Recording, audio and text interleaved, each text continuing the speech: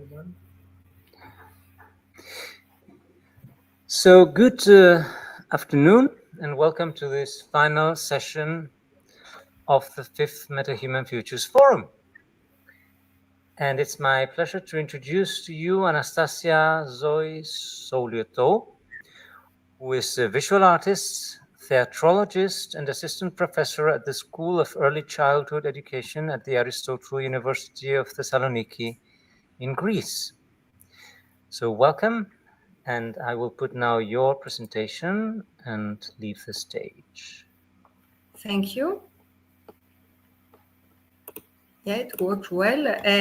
Thank you very much. Hi, everyone. And first of all, I would like to send my greetings to the University of the Aegean and to the Metabody Institute. I am Anastasia Zoe Suliotou, and my presentation today will be about metahuman and post-human surrealism and art technologies, fusion of art, media, and forms. Surrealism and post-humanism, as well as the radical new philosophy of metahumanism, are highly influential movements and theories which promote creativity beyond the human-centered approach and diverted from the technology per se transhumanist term. They produce hybrid and composite forms in many ways, among which we will refer through reality questioning and through production of new kinds of realities. Metahuman and post-human surrealism is a term proposed as a synthesis of surrealism with post-humanism and metahumanism. The quintessence of these theories is found in the creative interconnections of things, architecture, forms, art media, which leads to the production of meaning related to surrealist, metahuman, and post-human figures. The next slides generally will draw parallels between surrealism and metahumanism. Surrealism celebrated its centenary last year in 2024 as it completed 100 of years from André Breton's Surrealist Manifesto. Exhibitions like Surrealism at the Centre Pompidou in Paris presented retrospectives of surrealism. In this slide, we can see the Fireside Angel by Max Ernst, which also appears in the poster of the exhibition at the Centre Pompidou and could be considered as a meta-body that questions anatomy and creates metahuman or monster figures. Contemporary art and technology offer a wide range of media which become catalysts and multipliers of the surrealist post-human and metahuman practices, which, as said previously, promote the creation of hybrid and composite figures, as well as the production of new realities. Physical reality gives its place or connects with the VR, virtual reality, AR, augmented reality, digital reality, hybrid or mixed realities, and extended reality, which are being widely practiced with the use of technologies. Morpheus is a matrix person that questions reality and relates it with the senses, as we can see through his words. What is real? How do you define real? If you are talking about what you can feel, what you can smell, what you can taste and see, then real is simply electrical signals interpreted by your brain. In the Matrix movie, human reality is juxtaposed with Matrix reality. According to the Metahumanist Manifesto, reality is a field of relational bodies or metabodies, which are presented and thus connected with all the above realities, AR, VR, digital reality, etc. James Cameron, director of Avatar movie, confirms the connection of Avatar with surrealist painters. As we see in his words, he declares, "I know the surrealist artists strongly believed that their mission was to translate to the canvas images they had had in dreams without any attempt to analyze or mediate them, and that was their kind of ethos, and I kind of adopted a little bit of that when I was making Avatar. I thought, if I like an image, I'm going to put it in the movie, and I'm not going to try to justify it." as James Cameron characteristically said. Avatars in the movie are enhanced bodies or metabodies in that they alter human anatomy. These examples prove that surrealism remains highly influential nowadays as it inspires contemporary cinema, digital exhibitions, and art making. Scenes from Inception movie, like for example the upside down city of Paris, and also the explosion of objects in the city, reminds us of a dream and show that Inception movie is also inscribed in the surrealist tradition. Digital exhibition with the use of digital effects and also artificial intelligence augments the surrealist experience and make clearer the relation of surrealism with metahumanism. Cybernetics exhibition in Thessaloniki and also in Athens is a characteristic example of exhibition with digital interactive installations where the elephants with the legs of the elephants by Salvador Dali with the legs of horses and also the lobster from Dali's telephone appear in moving images and in virtual reality as combined creatures. Elephants with the legs of horses appear in Dali's painting The Elephants, and also The Temptation of Saint Anthony, and you can see me in Dali Cybernetics exhibition saying hello to you, but as a human figure, not yet as a metabody. And here we can see Gogot. That is how the sculptor Philolaos names his sculptures like this, which present interconnected animals and organisms and thus form new animals or new organisms. And this is an example of animation characters made with artificial intelligence. They are called brain rot characters, and they are very popular right now for animation for kids, etc. Posthumanism and metahumanism question the nature of the human body, which is not necessarily separated with the mind, and also criticize the superiority of humans. This leads to other forms of figures and worlds. This drawing sees the world as a relational complex where human and metahuman figures intermingle with cultural heritage.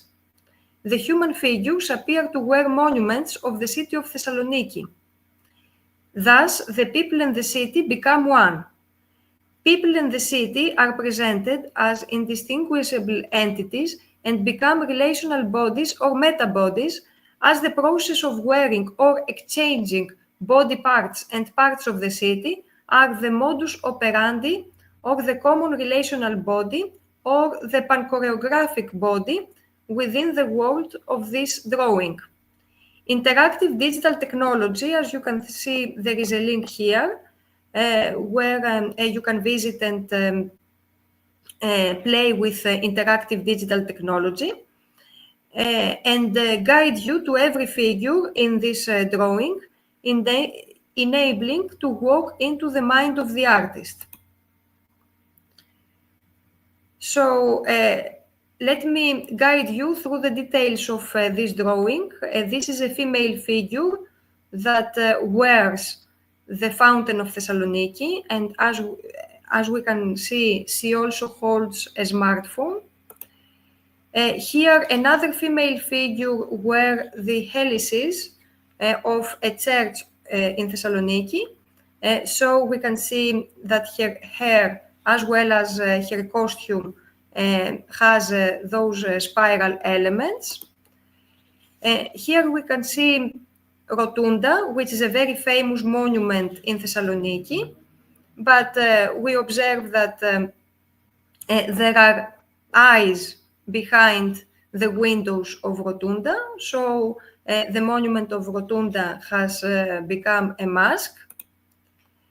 And here, the helmet of the motorcyclist is the dome of the Ktel Macedonia bus station in Thessaloniki. This dome is actually made of glass and iron, and we can see that here is the helmet of the motorcyclist. And we can also see the Vergina sun, which is presented in asymmetry. So there are less rays on the right-hand side and more rays on the left-hand side. And here is a guy that wears the three towers of Thessaloniki. These are very famous towers, very famous monuments in Thessaloniki. It's the White Tower, the Ote Tower, which is a futuristic one, and the Faculty of Education Tower. This guy also wears a hat, which is the dome of the Ktel bus station in Thessaloniki. So the cultural heritage becomes wearable, and the figures intermingle with the monuments. Catwalks is another painting that shows that human or metahuman bodies can be geometrical, amorphous, abstract, formless, or take other familiar forms, as for example that of a letter. We can see, for example, the letter theta here. It coincides with Metahumanist manifesto in that, quotes, it deepens the view of the body as field of relational forces in motion and of reality as an immanent embodied process of becoming that does not necessarily end up in defined forms or identities, but may unfold into endless amorphogenesis, end of quotes, according to the Metahumanist manifesto. And here I can also guide you to this painting of human and metahuman figures. So at the top, we can see a human body, a human figure, and next to it, a meta body, which is actually a sketch. It is formless, we could say. And here underneath there is a meta body that consists of little balls, marbles, that walk with magnetism. Underneath there is a meta body, which is a walking half shadow. Another meta body at the end of this catwalk is an ambiguous figure. Another meta body, which is a composite body made of an airplane, a tree, and a skyscraper. Another meta body, which is a which is a walking letter theta. Theta is a Greek letter. And another meta body, which is some walking lines.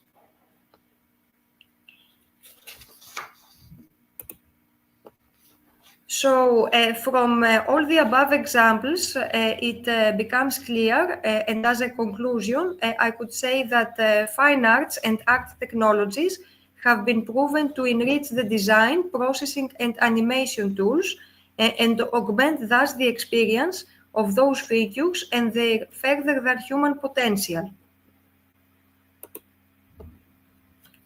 Thank you for your attention. I know that I was very brief.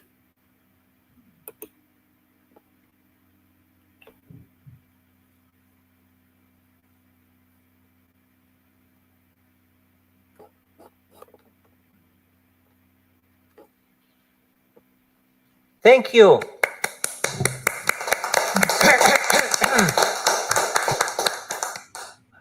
Hi, Anastasia. Just to say hi. Χαίρομαι που σε βλέπω μετά από τόσο καιρό. Ωραία. Ας κάνουν τις ερωτήσεις τους όμως όλοι. Okay. Just wanted to say...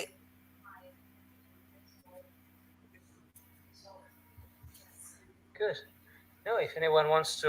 Well, meanwhile, thanks for taking on these concepts from metahumanism.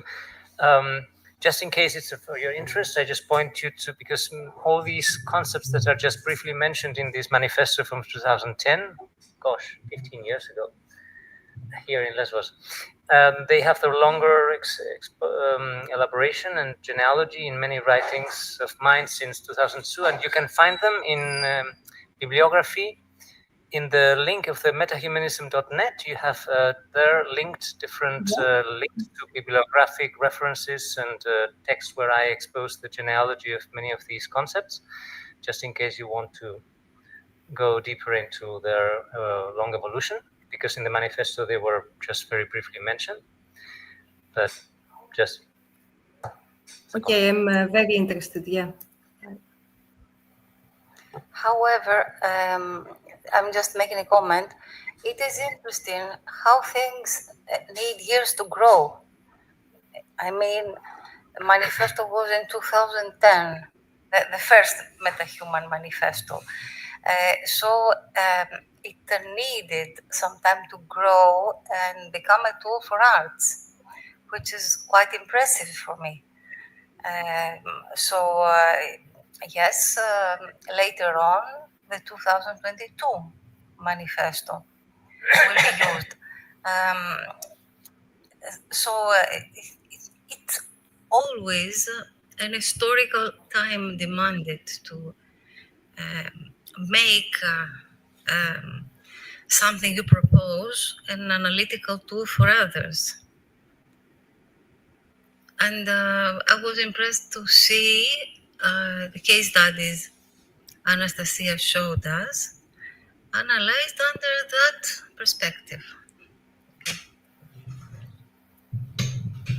Yes, we're very nice and interesting to see. Maybe I would like to follow this and ask one question, because this is my question with the comment is connected. How much it is thinking like using metahumanism to develop arts, or how much it is using arts in order to illustrate some theoretical understanding. So that I would like to ask you, Anastasia, about your approach to art, also this art that you are presenting to us now. Either you consider it as illustration of the theories, yes, or you consider it as a kind of experimental field, which is contributing also to the development of theories. Thank you.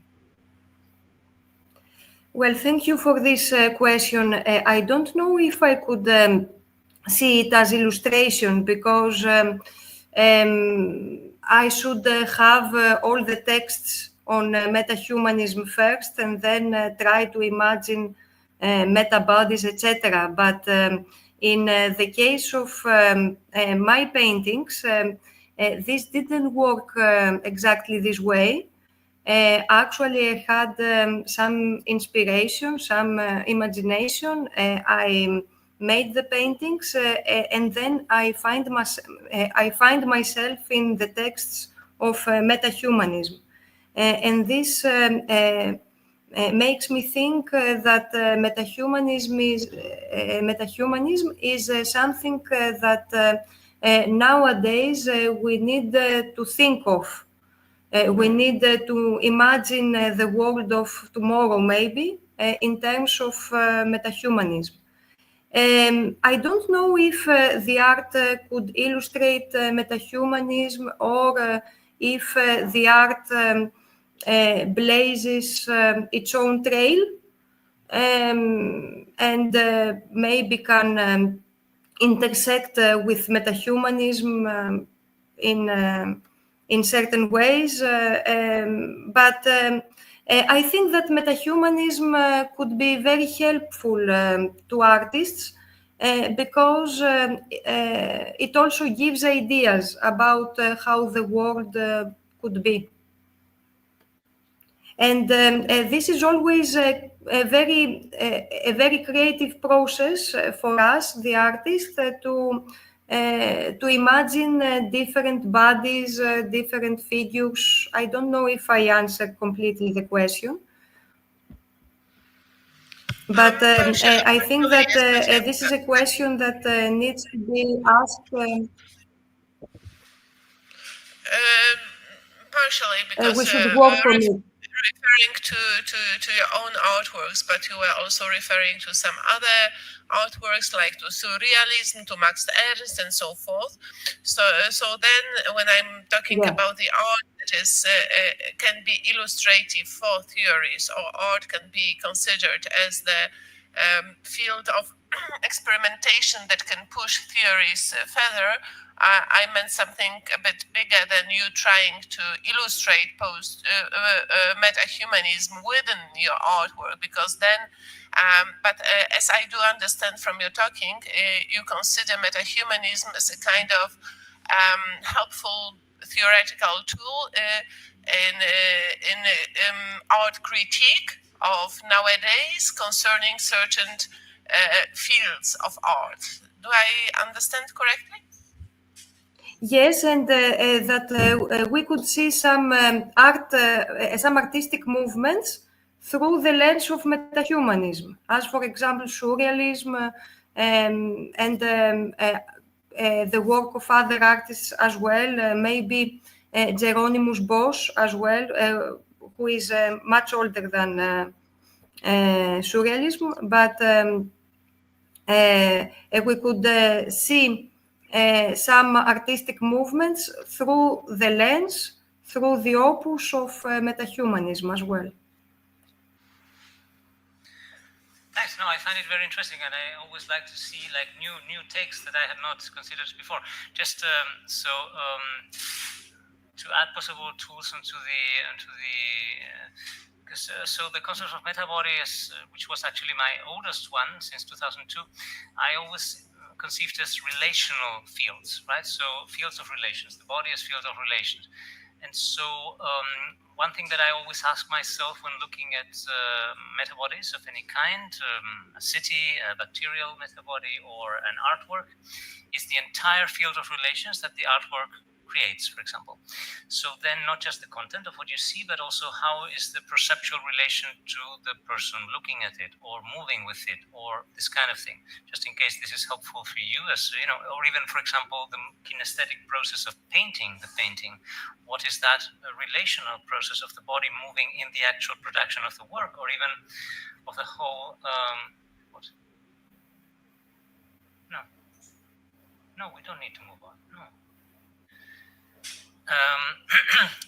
And so what is the whole process of even the materials, where they come from, or, you know, the metabody allows to think the whole process and field of something in terms of relations that can get expanded almost to infinity, but also then it allows to diagnose the different alignments in those fields, like, say, for example, becoming aware that one is part of certain extractivist processes of where certain materials are coming from in what you are producing, or the divisions that, as, say, for example, if something is becoming a spectacular event, then what kinds of divisions that is creating in the metabody of relations that the work is producing, instead of, say, for example, a choral process where you are not creating a spectacular division. Like, this kind of thinking is a part of the tools that the concept of metabody in its more nuanced elaboration can allow, just in case this is useful for you, if you want to look more into the nuances of that concept, that can provide maybe further tools for I do think, yes, that the metabolic concept can be applied in numerous ways to understanding any kind of situation, context, and reality, and analyzing its degrees of alignment, the entanglement we have with kinesthetic processes, with relationalities, which often go at a planetary scale, and then the processual aspect of it also. And what else? Well, many other issues. But in terms of say, understanding certain artistic expressions of the past as in the key of thus the metaformance is another concept that is mentioned in the manifesto, and that's another thing I've developed very strongly since many years ago till today. Also in the book that is coming out this week, is where I developed the metaformance theory as an aesthetics theory more precisely. But since 2010, I was developing that concept very strongly. that's a specific aesthetics approach that focuses more on the processual immanence of the whole, what I was describing, the whole relationality that a situation is creating, or an artwork, or whatever. Just without, anything against what you said. On the contrary, just in case you're interested in pulling the threads further, like the concept of meta-body and the concept of metaformance as an aesthetics. There's a lot of writing behind that maybe you might find interesting if you want to see more possibilities around those concepts. But nothing else to say. I'm happy always to find new elaborations and unexpected ones on these concepts. So thank you. Yeah, thank you. No, we have plenty of time, so there's no hurry. We have 2 hours for this first session, so and just 2 speakers. So Abby was now worrying about the time. No worries. So we can have even more.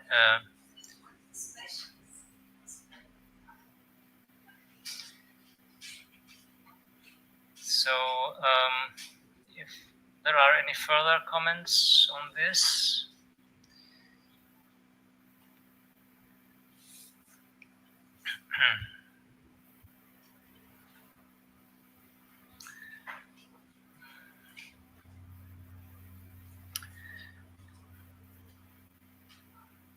So if not, we can shift to Philip, and then we can, if we have extra time in between the sessions afterwards, we can have a movement disalignment session or a break or something like that. So thank you so much, Anastasia. Thank you. Thank you. Okay. So I'll remove it from the stage.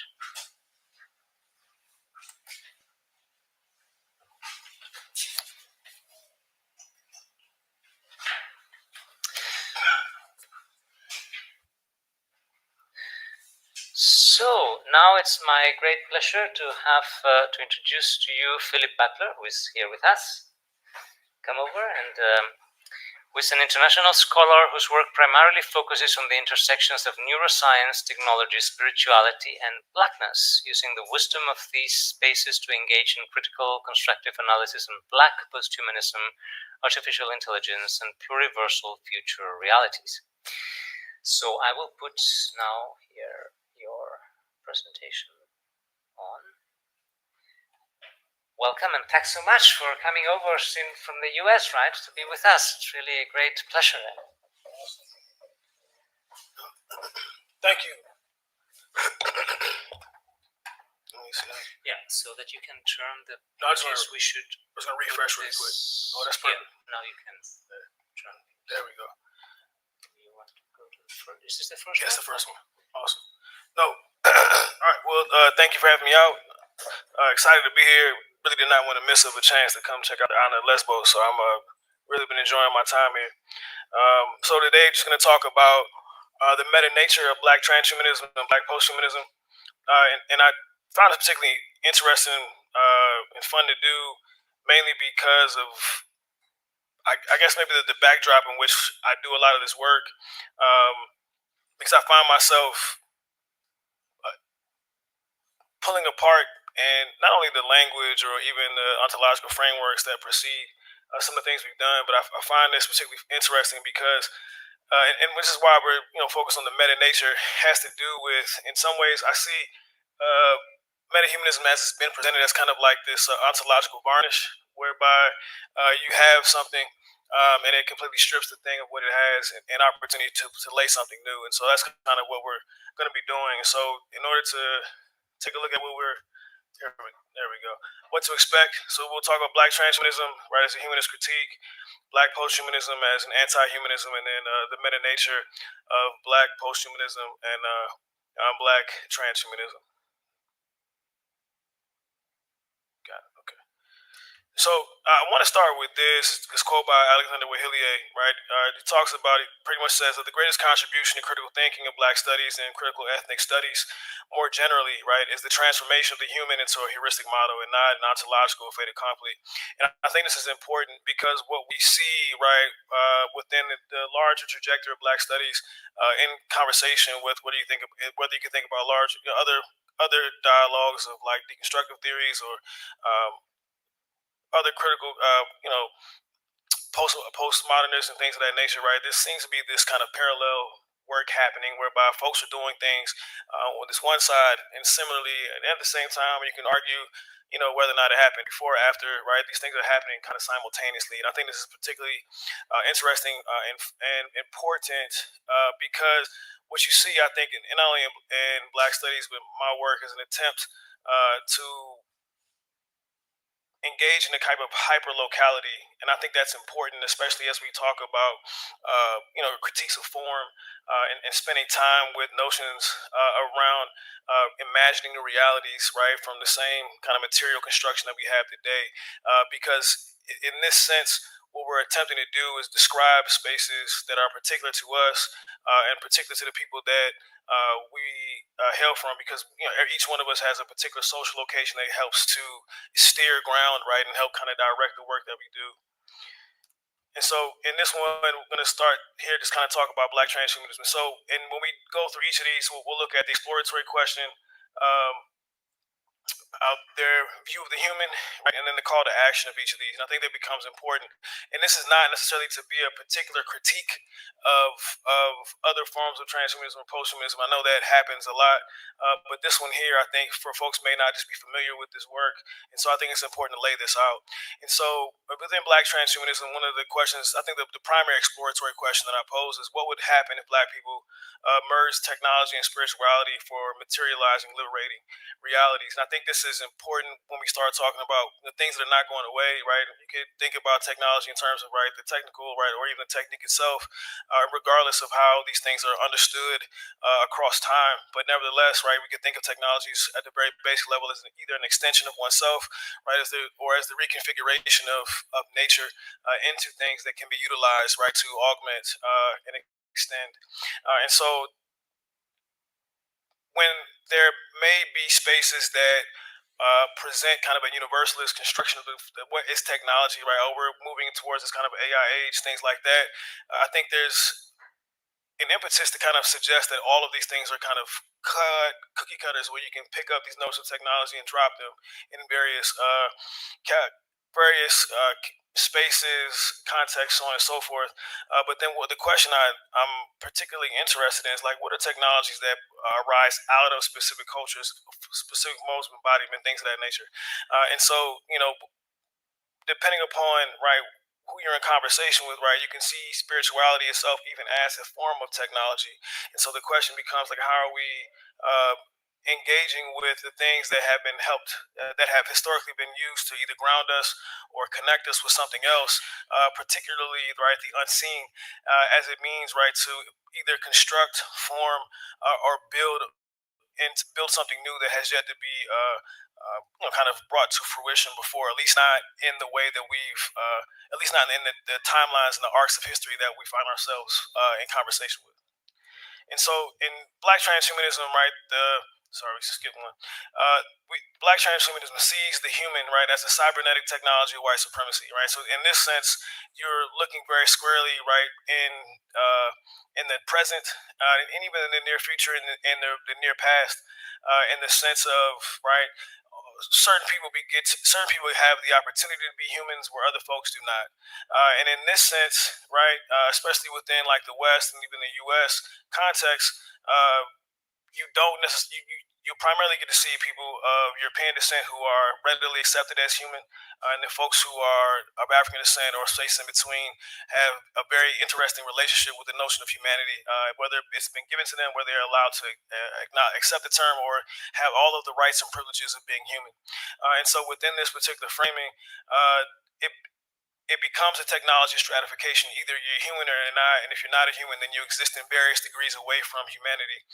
And so you have to now wrestle with what it means to perceptually be seen as human, perceptually see yourself as human, and then the dissonance with the praxis of sociality, whether or not somebody's a receiver, recipient, or giver of said humanity. And so within this particular larger framework, the call to action is pretty simple, right? Choose blackness in lieu of humanity.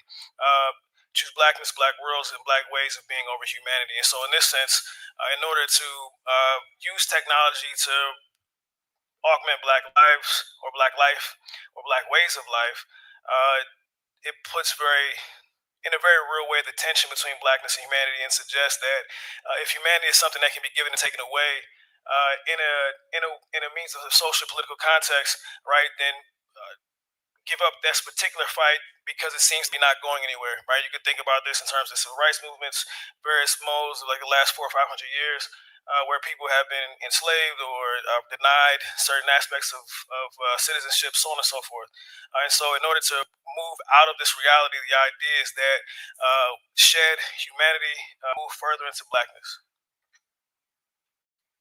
So that'll take us right into our short conversation about Black post-humanism. And this, I just finished the text on this one. It should be out next spring. And so in this one, the exploratory question it starts out as, right, how might we begin to describe a place the world says does not exist? And so this is primarily, right, a conversation like Marquise Bey, Frank Wilderson, folks who are in the Afro-pessimist movement, right, who will talk about the ways in which Black folks in the world, particularly in the West, have a space of apositionality, meaning, right, that they may exist, but there's no space for them in the social imagination. There's no space for them in a larger kind of global economics or context of diplomacy and power. And so, but I find it funny because if Black people don't exist, then what am I doing here, right? And then the other question becomes, if there's the apositional space, then then what are the worlds in which Black people inhabit already? And then what are the worlds that Black people might be able to materialize and inhabit that are not so much just in response, right, to somebody else's decision of what they are and who they are? And so what does it mean to build Black worlds that are not in response to disproportionate modes of maltreatment, to say the least? And so Black worlds that stand alone on their own, how might we begin to describe those? And so it's I think that question was a tough one to answer, and it's not that I have a definitive one, so much as it's a place that it's almost on the other side of this reality. And I'm not saying on the other side as if it's like death, so much as it's the other side of like it's a different social and cultural and physical orientation, right, to matter than one that is overly presented and suggested as the universal and only way of being.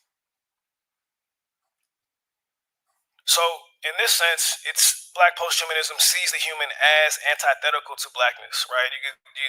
And if Black people are said not exist in the world of humans, but Black people still exist, then question becomes, then what do you do with Black people? What do Black people do with these worlds, right? The anti-Black worlds that are said to be proliferating, but have no necessarily real power. And so in this particular sense, the human becomes antithetical to Blackness, but Blackness persists, and Black bodies persist, and Black people persist. And so in this sense, right, where Black transhumanism would argue that the human is a technology of white supremacy, and Black posthumanism, the human is a technology of empire. And so this kind of goes back to, like, if you kind of trace the trajectory of the term human, you got to go back to like Western Europe, and you got to go right to Greek philosophy. But then if you go back to Greek philosophy, right, then you have to go back to Egypt. And so, like, if we're talking about, the various folks that we love to quote like Plato, Socrates, or Pythagoras, right? They all spent time, right, in Egypt learning.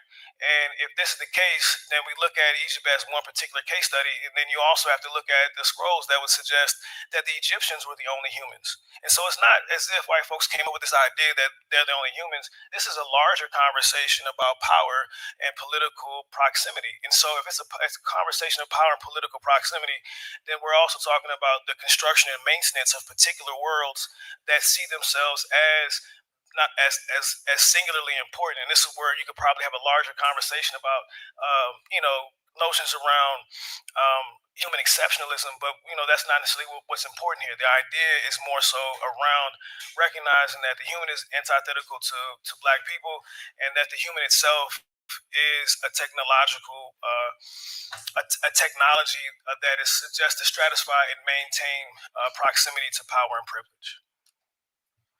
So the call to action here, and without getting too much into it, right, is to embody chaos, risk insanity, and free the will.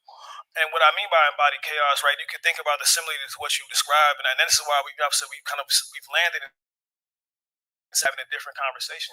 But nevertheless, in terms of this interoceptive space or intrapersonal space, it is more so around what it means to get to know every aspect of yourself, right? Knowing that we exist on multiple planes, right? You have, for instance, right, I'm a father, I'm a husband, I'm a professor. We'll say those three. But within those spaces, right, I have multiple emotions, and I have various contexts in which all these emotions either coincide or collide or whatever. And so the idea of embodying chaos is taking seriously, right, who you are in the specific moment, and not necessarily attempting to hold on to like a static version of oneself into new spaces that call for you to be different. And so that in and of itself would be considered, right? You can think of having multiple personalities, right? This is why we say, the notion of risking insanity, right? Choosing to believe in and operate in a different social ontology altogether. And so this idea of called free the will as opposed to free will. The will is like, this has to speak to, right, kind of a Haitian voodoo or even African traditional religious perspective that looks at the body as a vessel of multiple spirits and or souls. And so the idea is that, kind of like emotions, what's coming to the surface, what souls, what spirits, what energies are coming to the surface, how might you allow them to pass through in a way that is generative and in a way that is particular to the moment in which you find yourself. And so it rejects all notions of control, and it accepts like this kind of hyper-local, hyper-relational space whereby the energies, the emotions, the souls that come to the surface have something to say to the moment. And in order to move into realities that are different, and in order to free oneself and to free one's will, you spend time getting to know these various aspects of yourself in order for you to allow for this multiplicity, internal multiplicity, to proliferate at the rate at which it decides to move. All right, so we'll pause here, right? So this is the Black transhumanist space. We'll move to the Black posthumanist space, and so so when I say the meta nature, right, what I'm talking about here is again, I said it previously, right? The idea of this particular varnish, right, and the idea of like it strips things of their meaning. And so you can say if something means one thing, but then again, if we say kind of free will onto multiple things, then if you strip it, you can apply something else. You strip it again, and the stripping piece seems to be like a violent aspect, but it would only be violent if it wasn't the flow of things. And so we'll talk about this meta nature. And so here, there's two exploratory questions, right? This meta nature of Blackness, right? When has Blackness not been a projection of imaginations? Right, and so you have folks who come from the continent, folks who have engaged in diasporic or have been engaged by diasporic practices, right, regardless of their enslavement or migration, however they have decided to move or been decided upon, right.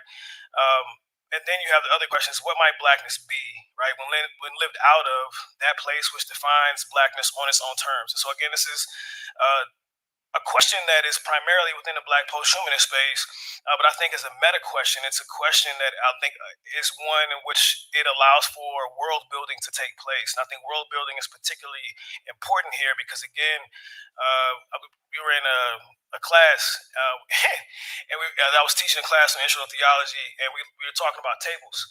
And somebody's like, the table is Jesus. And depending on who you are, that may be a blasphemous thing. But the table on the surface, right, is a configuration of like wood or laminate or whatever the material is. But under the surface, kind of on this quantum level or even a subatomic level, right, what you find is that these materials are made up of atoms, and the atoms themselves, the particles themselves, are moving regardless if we like it or not. And so the movement of these particular particles and or atoms suggests a level of agency and or intellect, because why would something move if it didn't have a reason to? It would suggest it just moving for the sake of it. And you could argue that's not the case. And so in this sense, what we're getting at here is that when the student said the table of Jesus, said that the student is more than what it appears to be. And I bring that to the meta notion is that when you look at a table, you look at a person, you can label them. But then the question becomes, well, how do they see themselves? What's the space in between? And are they, and whatever your label is that merely a snapshot, or is that the totality of them? And if it's not the totality, then who are they at the next moment or the moment previously, and then 5 moments from now? And so it allows for, again, this kind of fluidity and multiplicity and freedom to take place. And so it sees the human as one of near infinite markers of identification and being. And so, however, in this current timeline or arc, human is the most limiting. And so, in this meta nature of blackness, a human is one of infinite possibilities. But I think it's the worst, or at least one of the one that has it's the least generative that we know. And so the call to action is here is a constant, a commitment to constant mapping, remapping, forming or terraforming, or psyche forming and destabilizing. The idea is to create and make everything as fluid and as dynamic and as variable as possible. And so in this sense, right, we look at Black transhumanism as a legible transcription onto bodies, right? It promotes through eugenic approaches onto material modes of enhancement, whereby Black posthumanism is a reversal or refusal to play into the cybernetic or Western European linguistic and therefore perceptive technologies. And this meta nature of Blackness is this ontological tabula rasa, where there's an acknowledgement that nothing means anything unless offered and accepted by the meaning makers. You can think of this as a relational field, or you can think about this, right? Isn't it? Whether the relation, I would even argue that individual nodes within a relational field are their own relational fields in and of themselves. And so you, as a person who would have personal multiplicity, you exist as a community unto yourself that requires a level of relational, of intrapersonal relationality in order for you to even function in a way that you might feel generative in the world. And so in this sense, right, this kind of blank slate, I'll give a second. This blank slate has the opportunity to then do this, right? So we'll blow this up, and then that blank body, right? You think you can map the central nervous system, right? Or different. You can map different energies, and in different forms, right? And again, just kind of just multiple modes of meaning, feeling, knowing, and existence, right? And so even if you say Black posthumanism and transhumanism look the same, a Black meta kind of engagement would allow for this to be the case. And you could argue they will still look the same, but internally there will be a different kind of orientation, right, to the entire, to nature, or however you want to frame it. And so each one of those persons, even the clothing, everything has a sense of meaning or not, depending upon the context that is placed upon and the people that it's relational with. And so everything has this larger sense of movement of meaning, whereby the meaning that is placed is understood to be there for the moment in which it is placed and accepted, and not as something that will remain beyond that. Even if it does, it's something that's remembered and brought into the future, and not something that is where the present is based solely upon. Thank you.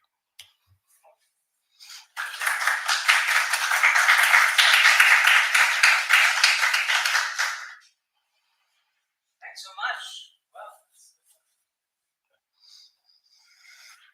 Shall I? Sure.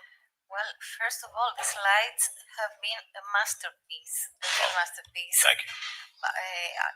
Because they make groups of things to think about, and give me a lot of clear meanings to discuss right now.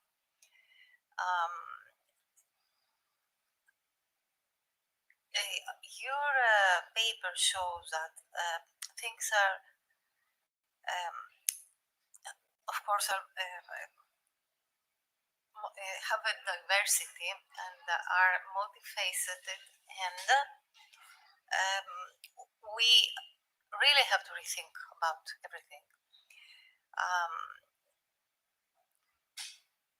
About transhumanism.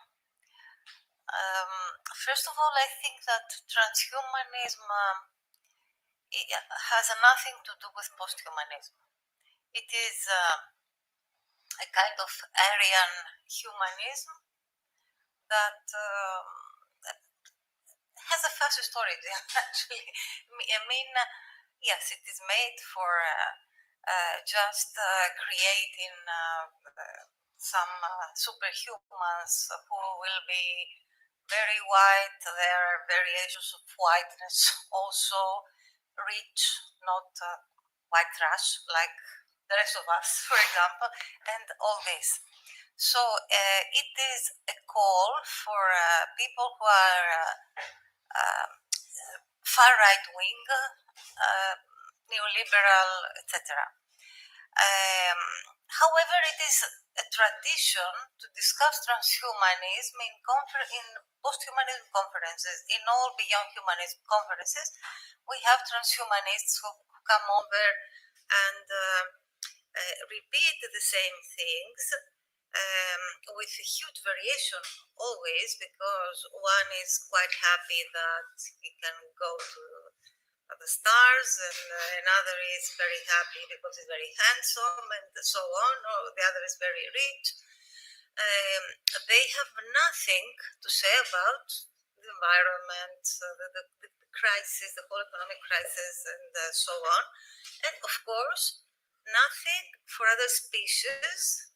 And they have decided that the human race is not one thing, it is a lot of things, and they are the most special.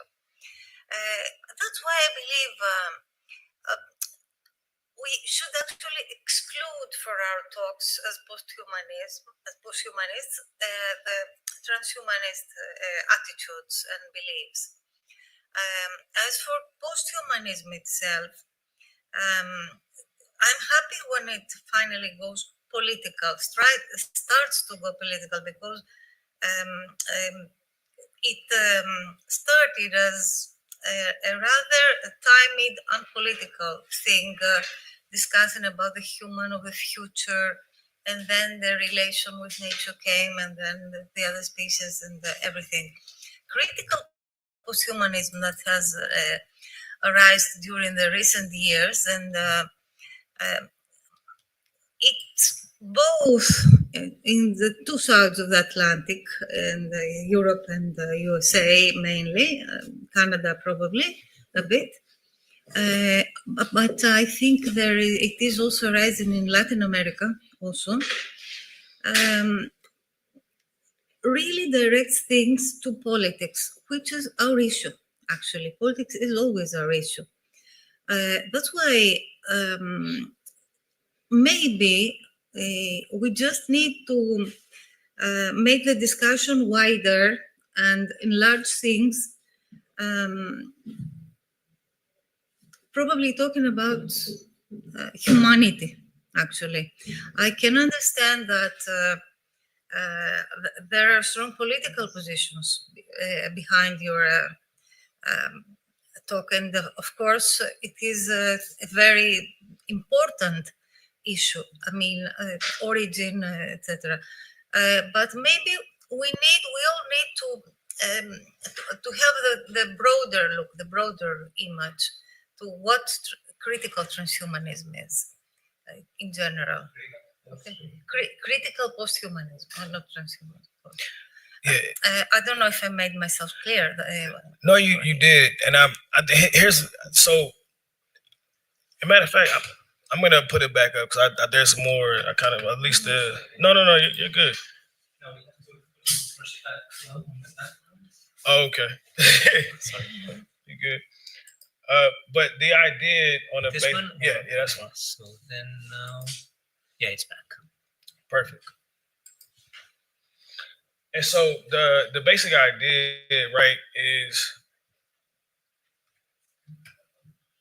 like you see this, the transhumanist space, right? These are, I think, what we're looking at. If you look, I'm familiar with Umberto Maturana's work, Umberto Maturana, right? He talks about objectivity within parentheses, without parentheses. But basically, what he's talking about is what it means to experience something and then witness yourself experience something, and then witness yourself witnessing yourself. And so, kind of in a various way, this echo or of intrinsic. Of internal or introspective work, right? And so I see this as a particular type of introspection.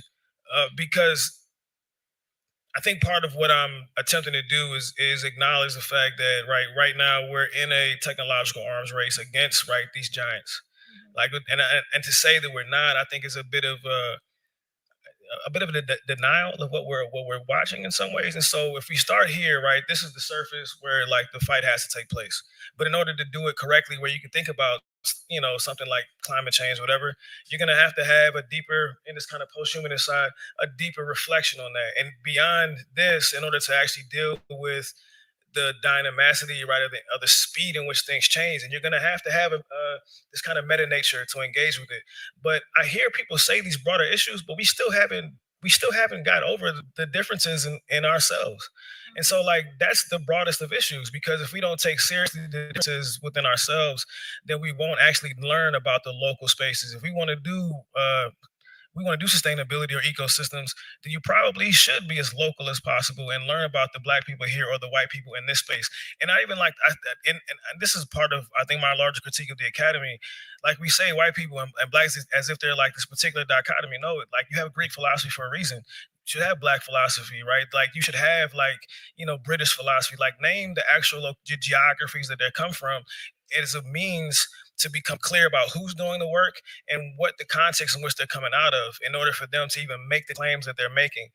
And so I think that would allow for at least a more honest intellectual conversation that would give us the bandwidth to talk about broader issues in a means that suggests that the local variables that are influencing our conjectures are framed by the ecosystems that we're a part of. And I think in that way, we'd actually make better claims and stronger ones as a result. I think that's my argument. I do not refuse social struggle, but everything okay. I have got also one question. Thank you very much for the presentation. It was very, very interesting and very clear. But I would like just to confirm my understanding and ask one more question. So, as you at the beginning, you recalled Alexander Wahali saying that a human can be rather approached as a heuristic model than an ontological fact. Then I have got the impression that throughout all your talk, you approach Blackness as this meta nature of Blackness. That is also the way of treating Blackness not as an ontological fact in the similar way, but as a heuristic model. And so then I would like to ask if I'm right in my my reading. And then he has got some relation. This is what Evie was asking a while ago. Can you put, maybe you don't want even, but can you do you want, if he is it possible to put in agreement Black transhumanism and Black posthumanism, or rather it is not necessarily from your point of view here, because you rather want to argue on the Blackness as the essential, in a heuristic way, of course, for both these trends? I think a little bit of both. So I think, the Blackness piece, right? So, and I'll use Zakiya Jackson's work where she talks about like Blackness and plasticity, right? And so like Blackness can be, she talks about Black bodies that were underwent like this kind of plasticizing process, right, through chattel, the antebellum period. But if you can add and take away the meaning of someone's life, regardless of the histories of their own cultures, and it already suggests that, right, that their bodies themselves, like this becomes an example of like the way bodies can be read or made legible or illegible depending upon the context. And I think that the relationship. So when I wrote the book on Black transhumanism, right, the idea was, and I said this in the introduction, Black posthumanism is the foundation of Black transhumanism. You can't do Black transhumanism unless it is undergirded by a Black posthumanist framing. And that's part of what I'm suggesting, right? That like underneath Black posthumanism would be a willingness to play with the meta nature of Blackness in order, because if you weren't willing to play with the meta nature of Blackness, then the projections about Blackness being bad or being evil or being dark would just persist, and they would they would carry on with the negative connotations. But if you are going to play with those same concepts, then Blackness becomes a never-ending abyss, and the abyss is this deep, beautiful space, right? Then when you think about like the sheer power of the color, right, or just what Blackness means, and so now you can flip things on their head, you can be critical of them, and you can read them in different ways, you can arrive at different conclusions. And if that's the case, then the arrival at different conclusions allows for you to build upon those different societies. I think also what we're after, right, is the formation, like a different society altogether, whether it's Black society or whatever. But the idea is that societies, if it's grounded, if it's founded on something that is automatically harmful, then it'll be problematic. And so yeah, I won't say that today. But the idea is that if you had a foundation, right, that was critical, careful, and intentional in the way that it moved, then the next layers would be a reflection of that, and not merely. So this is not like transhumanism, but adding the word Blackness on it, and to move like towards this kind of eugenics project of, and that it is merely looking at what happens if you were to merge Blackness and technologies that were willing to put forth and uplift the Black way of life, and what would be the result of that. It's not like, oh, we're creating this particular class of people that are reflecting certain things, and so or even are trying to eradicate, right, and look at this kind of a human exceptionalism piece, or reiterate that from a Black perspective, right? That's not the case. The idea is to look at technology, to look at nature, and find better modes of relationality as we engage in what we would historically call progress. But but it's often and probably in a real way a notion of play. You're playing with nature in order to produce new things, to put new atoms together, or imagine or discover new things. And so I think in many ways it's a different approach, a different disposition that stems from a different ontology. Did I answer your question? Okay, I feel like.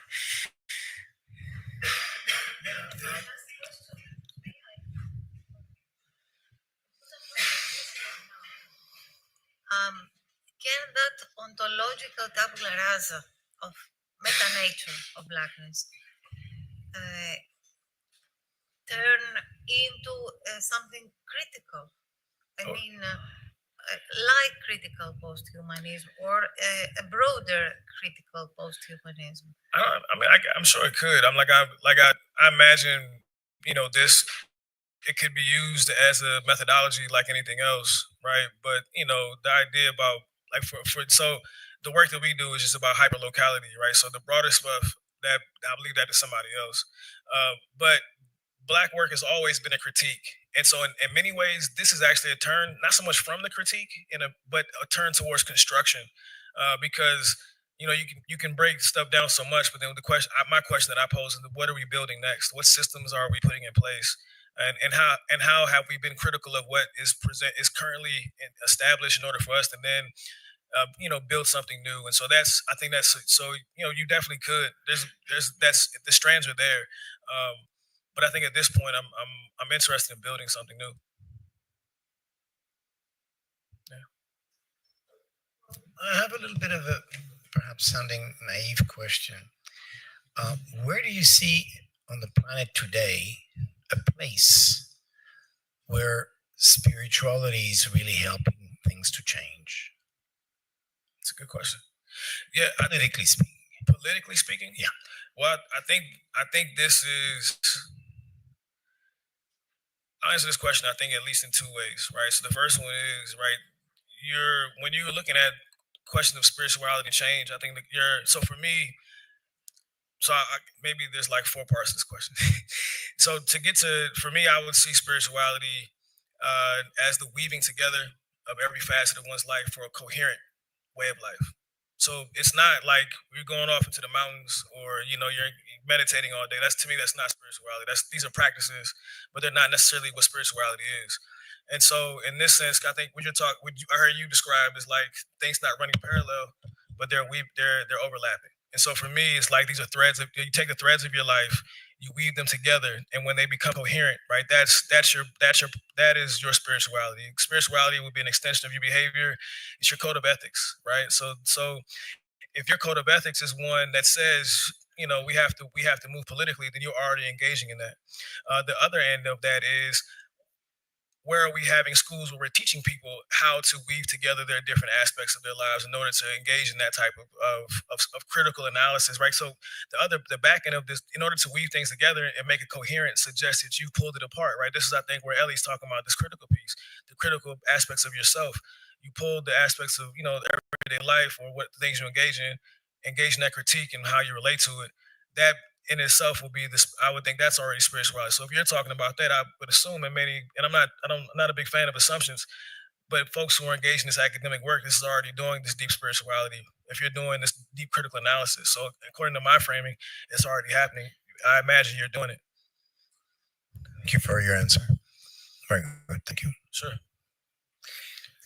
I loved your challenging of the human concept, which I empathize a lot with, and your reversal of transhumanism and posthumanism. I think this is a very important point to understand how not just the cybernetic, but the linguistic turn in critical posthumanism even has very deep and mostly unchallenged Euro-white backgrounds that need to be questioned. And I find it interesting this issue you were addressing, that how one can reach similar places from different places, and how from different standpoints, and how this claim for certain kinds of indeterminacy and movement that metahumanism poses have been maybe claimed even longer before from Black positions. So what I sometimes have tried to propose through the metahumanist lens is a reversal of the usual narrative by which we can see that many of the positions that exceed, if not all, that exceed dominant narratives, the dominant ones that try to fix reality into a particular homogenizing frame, all of them many of them maybe are proposing these alternative ways of less determinate modes of existence, whether queerness, blackness, neurodivergence, and so forth.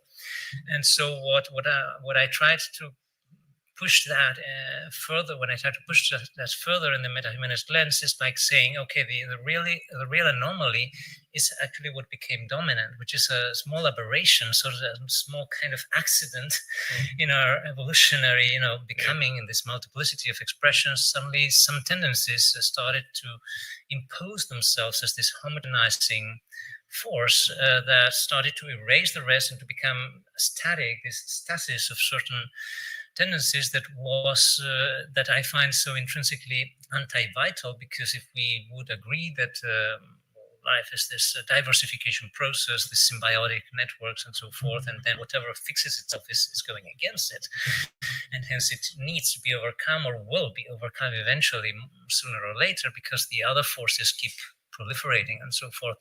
So it's just a comment, like to say. I actually like that. I mean, this kind of anti-vitalist piece, I have to sit with, and I'm interested to maybe hear more about this, about them being anomalies, given their proliferation. But I think about them, when you say anomalies, I think of, like germination of cancerous cells, right? Things that, like, you have a normal way of life, it's proliferation of diversity, but then you have this thing that just continues to grow and purport itself over against, right? And kind of, take over certain bodies or certain, localities. Just different fungi, and so it's interesting. Yeah.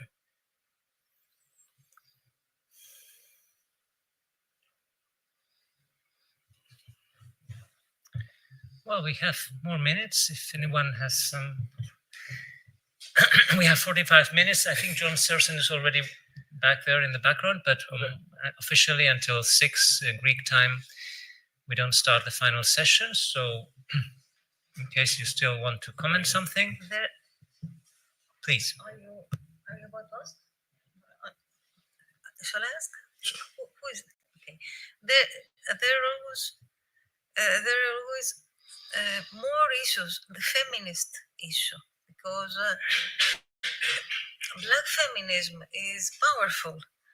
And if we discussed black feminism, could we put it at another group than black posthumanism, for example, or the new field, the new ontological field that is being created? What is your opinion? I think that's a good question. I mean, I guess and I could be totally wrong, but I guess I imagine the black feminist space is more of a gender space. And I'm not saying that this is not, but I think that would be an additional lens on top of that. Like, I couldn't speak to black feminism, at least not from the space of a black woman, because that's not, I don't have that body or experience. And so you also could very much so argue these are black male transhumanisms or black male posthumanisms, right? And or straight black male, like things like you could add as many, other kind of like markers to further delineate it. But I think there would be another lens or layer of analysis that would be placed on top of it, which would, I think, add another amount of richness to it.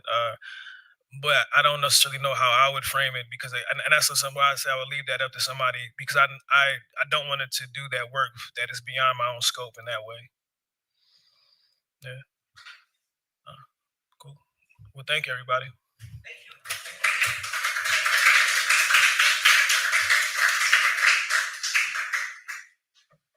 So I think we can take a little pause, and even whoever wants to join a little disalignment movement pause until we let's see if John is there. Hi, John. So in principle, I see you there in the background.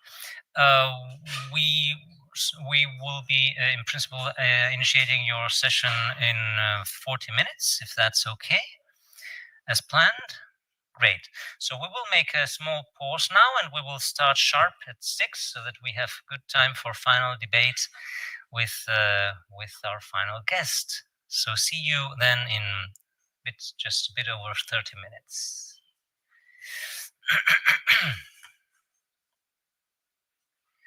I keep the session going, so we won't end the stream. We just come back in a while.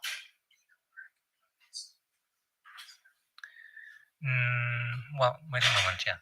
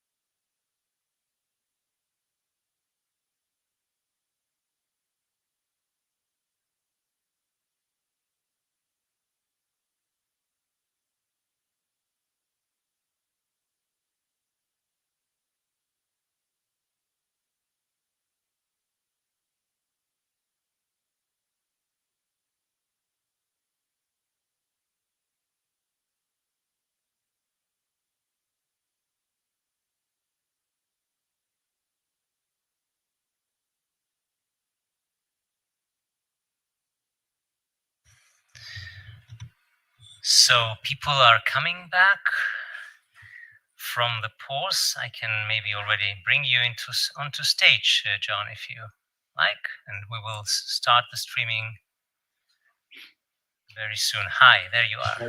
Hi, how are you? Fine, fine. Very thrilled to have you here. So I will do a very brief introduction to you and your books. As you see, we've got them there. Thank you. Just very brief, and then the floor is yours. And then we have a lot of time for the final debate. So this is the final activity of the forum.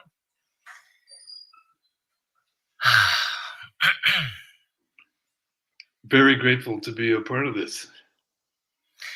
Well, for me, it's an immense honor to have you. So I will soon, when people are back in the room, we can start the streaming. Oh no, we are online. Sorry, I forgot. We are actually live now. Okay. So we are live. Very good. Well, never mind.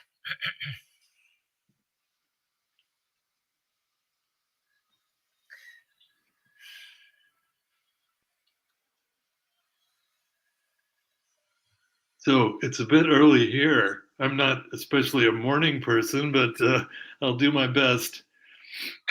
Oh no, thanks. Yeah, because it's 10 hours difference, I think, now from where you are. So yeah, indeed, it's the western coast, like the California area. I mean, I don't know where exactly you are, but it's like this. Oregon, same Oregon.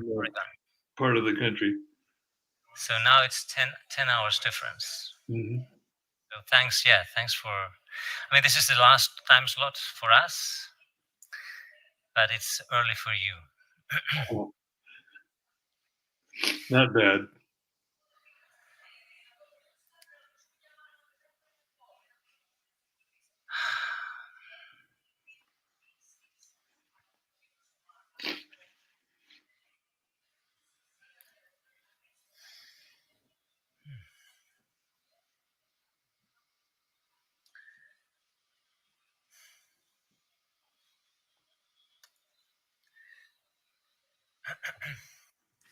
Let's make sure that we have them coming back.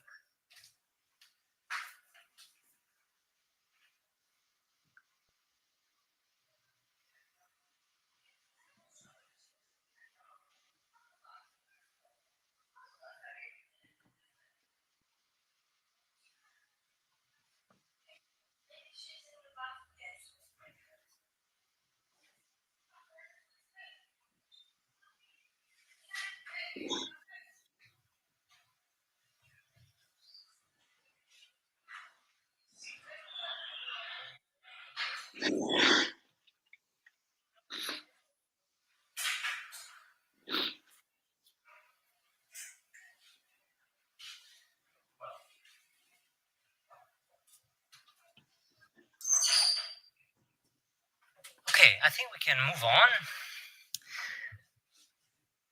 Some other people will be coming still to the room, but it's 6 o'clock.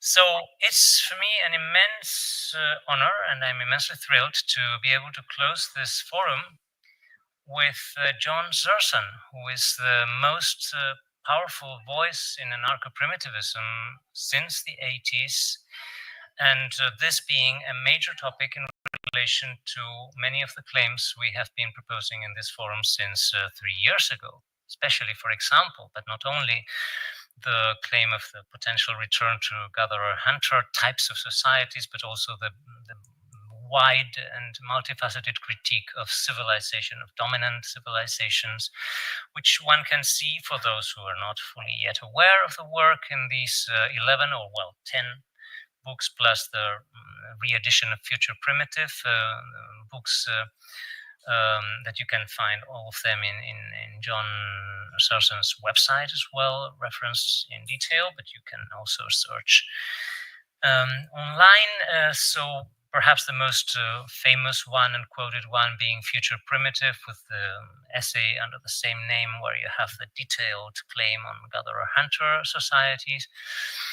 with this re-edition later on, but also since the 80s, numerous essays and, as I said, wide-ranging, multifaceted, powerful critiques. And I think, having with us someone who has been raising so powerfully these issues for so long is invaluable in terms of, evaluating what has happened since, how things have changed for worse or better in terms of claiming this and the urgency of doing so, and so forth. So this can be later for the debate.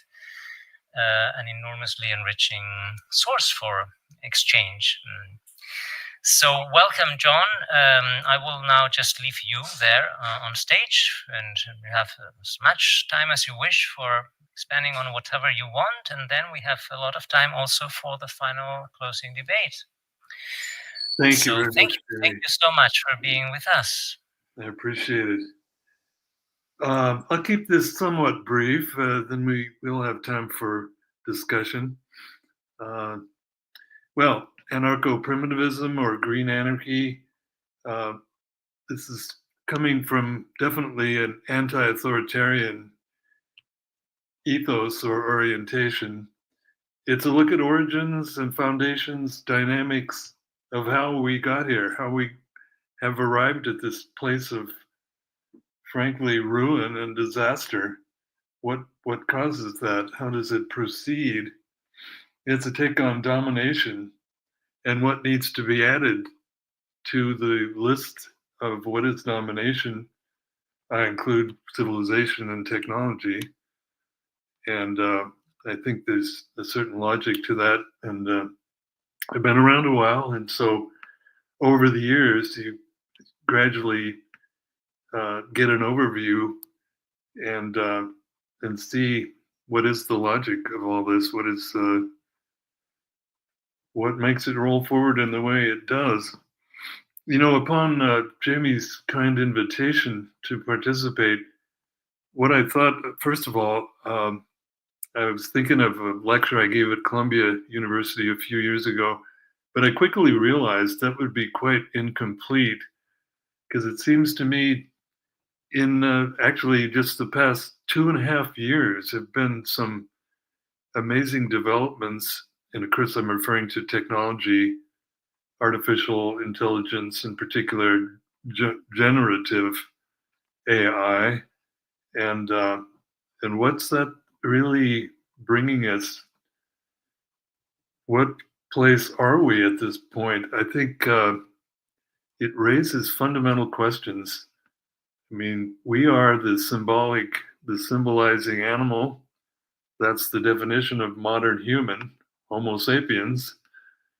And the symbolic, which enters the picture fairly recently, cave paintings 40,000 years ago, maybe 50,000 years ago. But as human species, of course, we've been around much, much longer than that.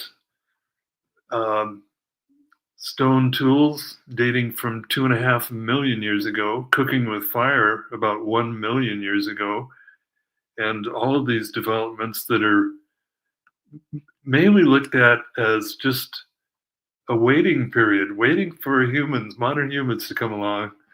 That's when the story begins. But the story has been, we have to say, somewhat negative in its progression.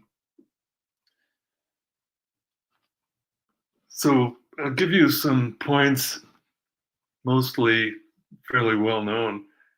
For example, in terms of the march of technology, personal computers, that exploded in the early 1980s. Smartphones, meaning with the computer and video capacities, came along the mid to late 1990s.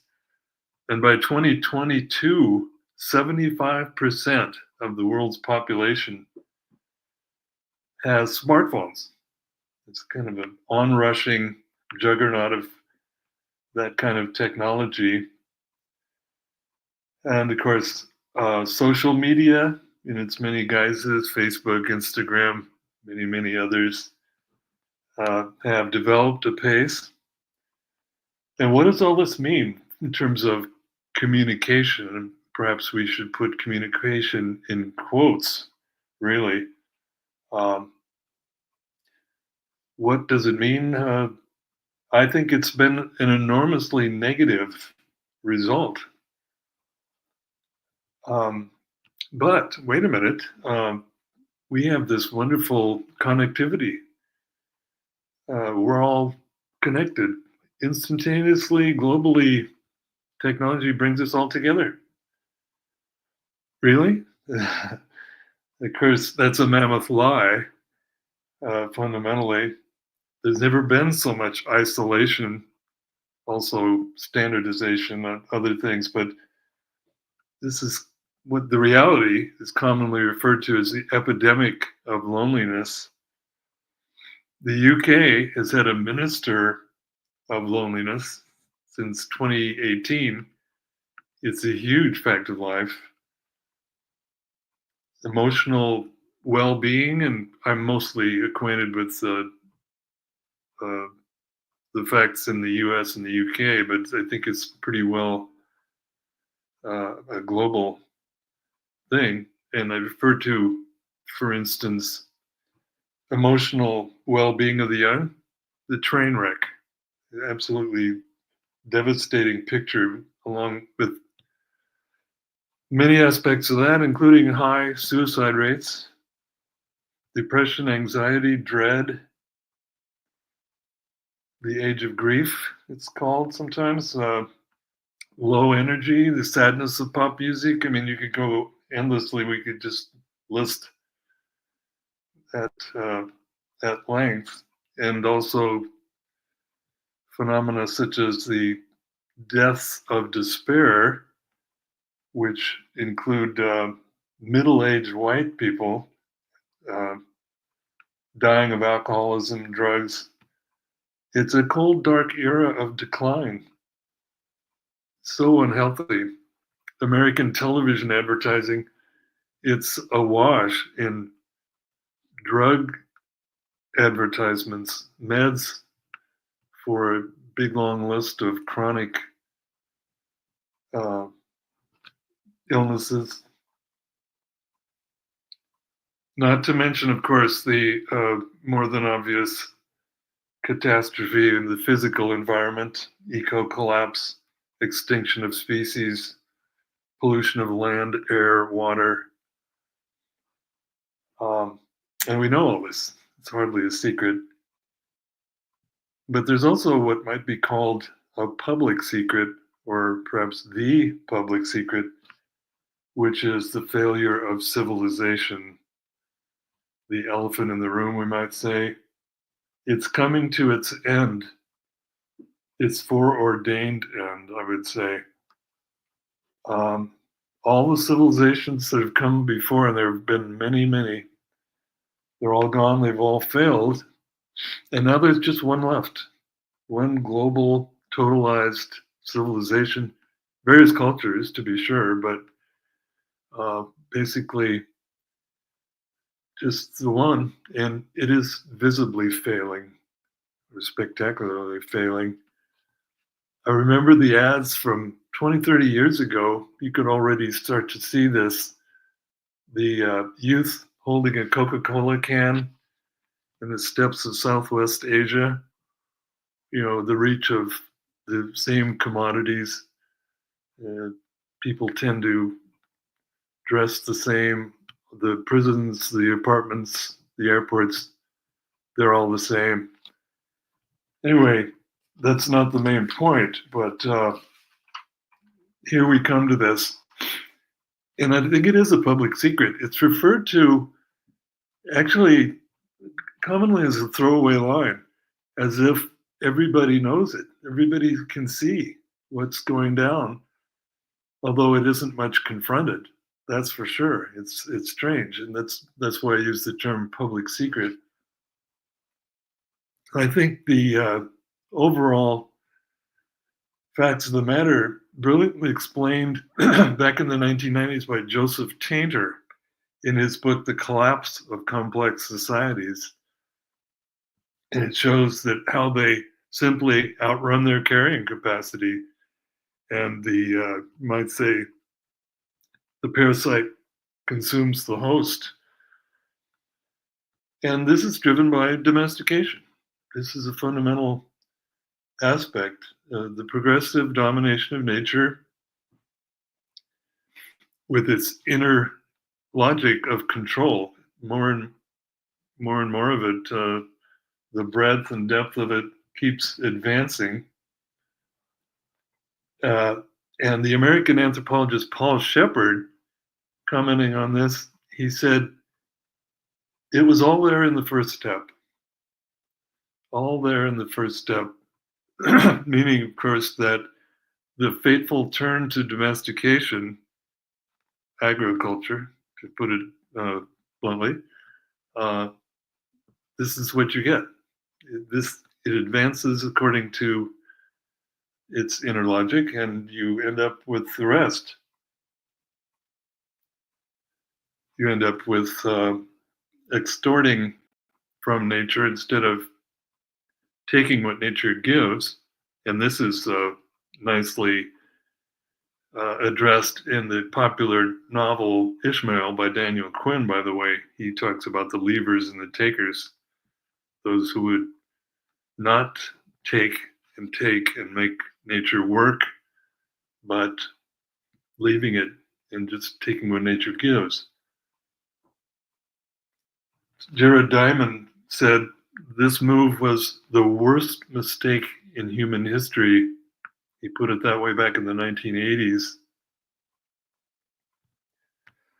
Domestication involves changing the nature of plants or animals.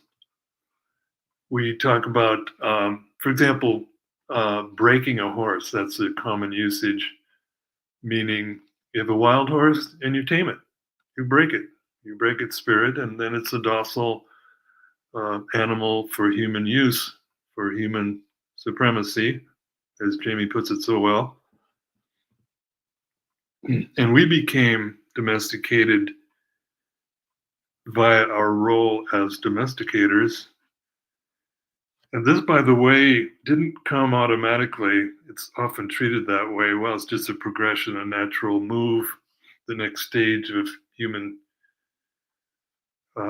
advance involves this. But people like Stanley Diamond have pointed out, actually, it was a titanic struggle, as he put it, an all or nothing battle that varies very much from place to place in time, but it was a battle between the free life of hunter-gatherers, especially mobile hunter-gatherers, is the gold standard, if you will, of free life before domestication and civilization.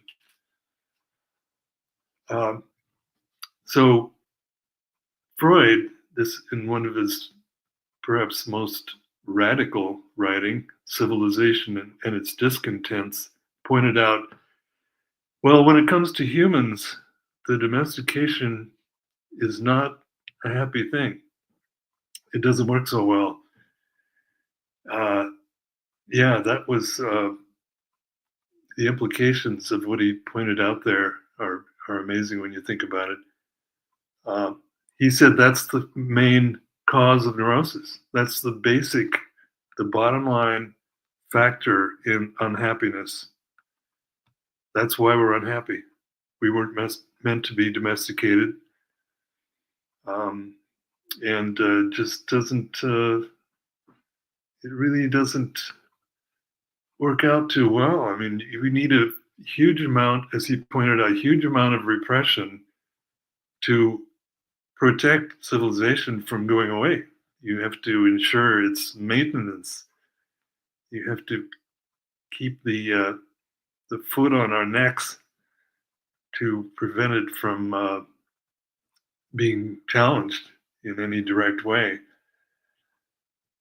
By the way, Civilization is Discontents. Actually, the literal translation from the German is the disquiet in culture.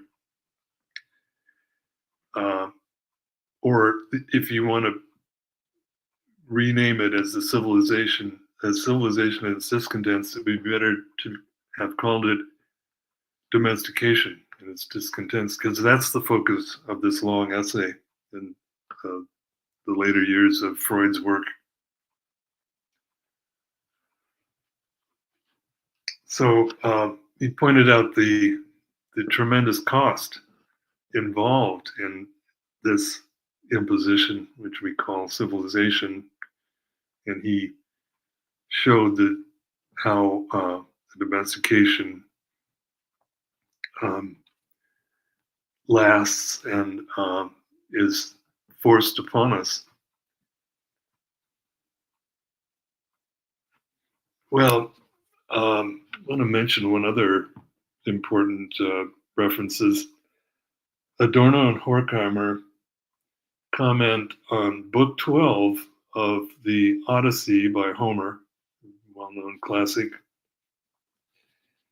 where Odysseus confronts the sirens who entreat him to stop the voyage, come ashore and party, have a good time. And of course, Homer presented this very differently from Adorno and Horkheimer. He said that's basically death. It would be fatal to do that. And yet, the contrary spin by Adorno and Horkheimer, they say it represents eros and freedom prior to domestication and civilization. In other words, they could have interrupted their voyage, which is, they put it, a voyage toward repression, domestication, civilization. That's what he's all about. That's the nature of this movement. And, you know, as Homer describes it, he has himself tied to the mast. He has his crew's ears stopped up with wax so that they can't hear the music of the sirens and be tempted to give up their quest, their wrong-headed quest, as Adorno and Horkheimer put it. But he stays the course. They manage to sail past the sirens and their temptation. So what is the point of these, the alternate way of looking at the success, the triumph of domestication and civilization? Well, rather obviously, it's some kind of de-domestication, or as many people put it, rewilding, get back to eros and freedom. I would say, especially now, you see the fruits of that.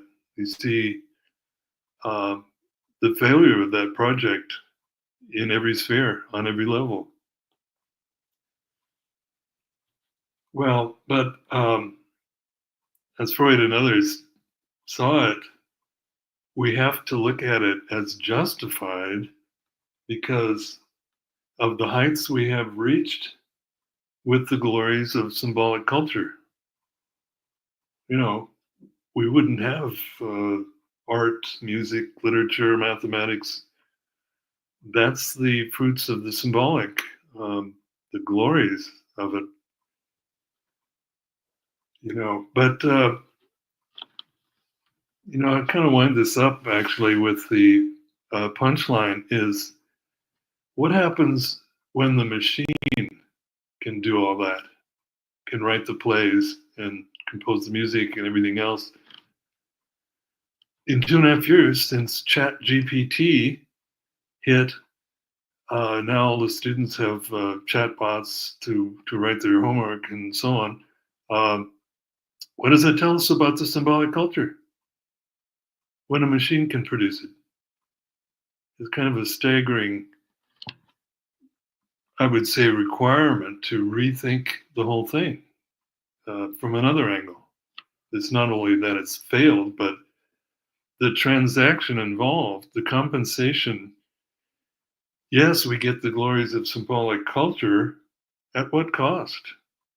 Especially when a machine can deliver it. So, what about our domesticated superiority? I mean, that simply has to be rethought, it seems to me, with huge implications that have been there, of course, for a while, but now we're on a different, even qualitatively different footing, I would say. Well, thanks for listening. Thank you.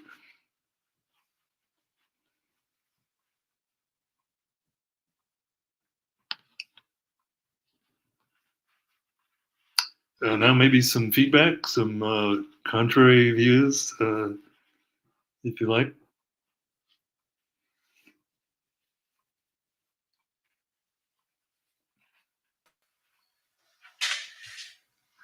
Hi, here we're back. Thank you so much. Yeah, I think you didn't hear the applause, but so.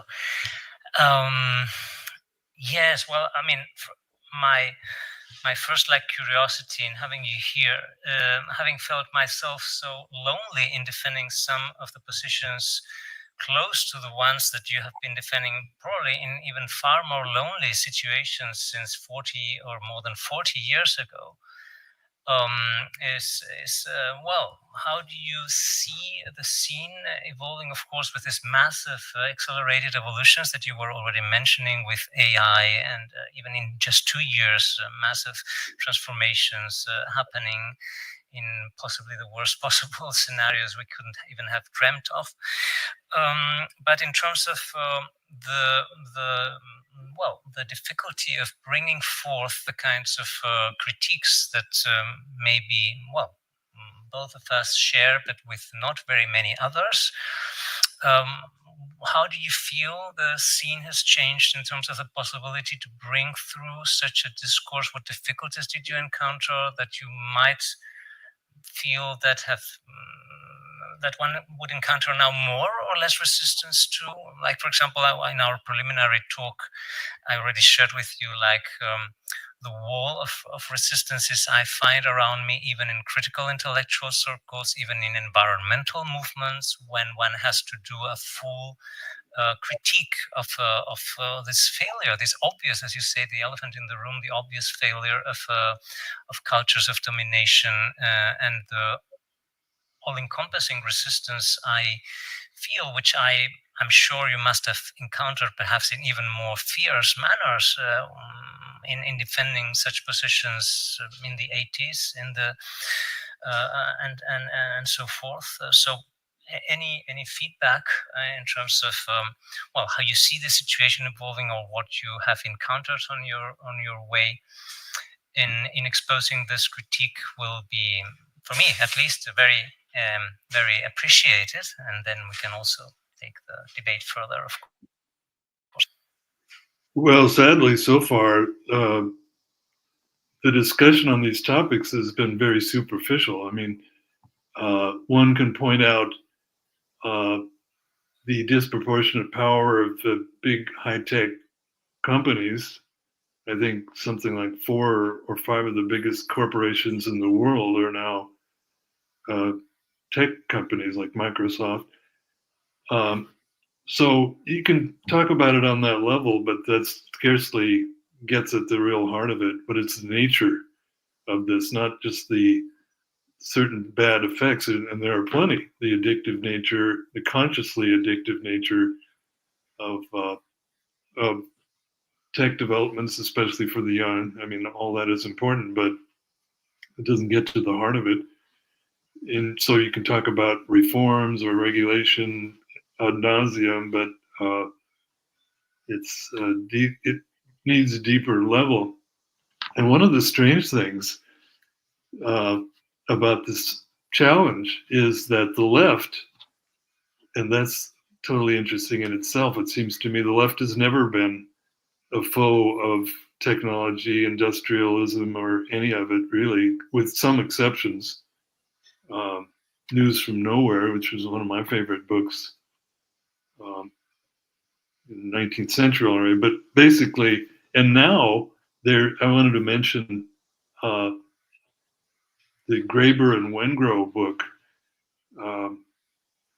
the dawn of everything. Yeah. Yes, the dawn of everything. Now we really have the left coming round to deliver a big apology for civilization. I mean, it's incredible. And for people that are not so conversant with anthropology, it's pretty widely applauded. Oh, what a brilliant book! How interesting.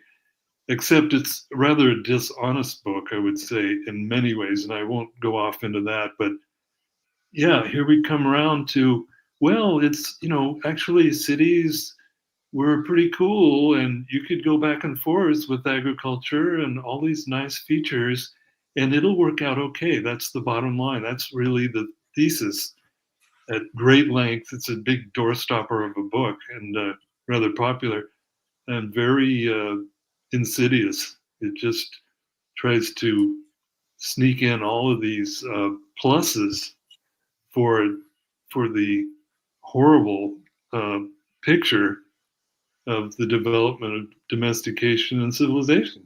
It's become a nightmare. It's become unbearable on every level, not just for our species, certainly not just for humans, but yeah, it's kind of.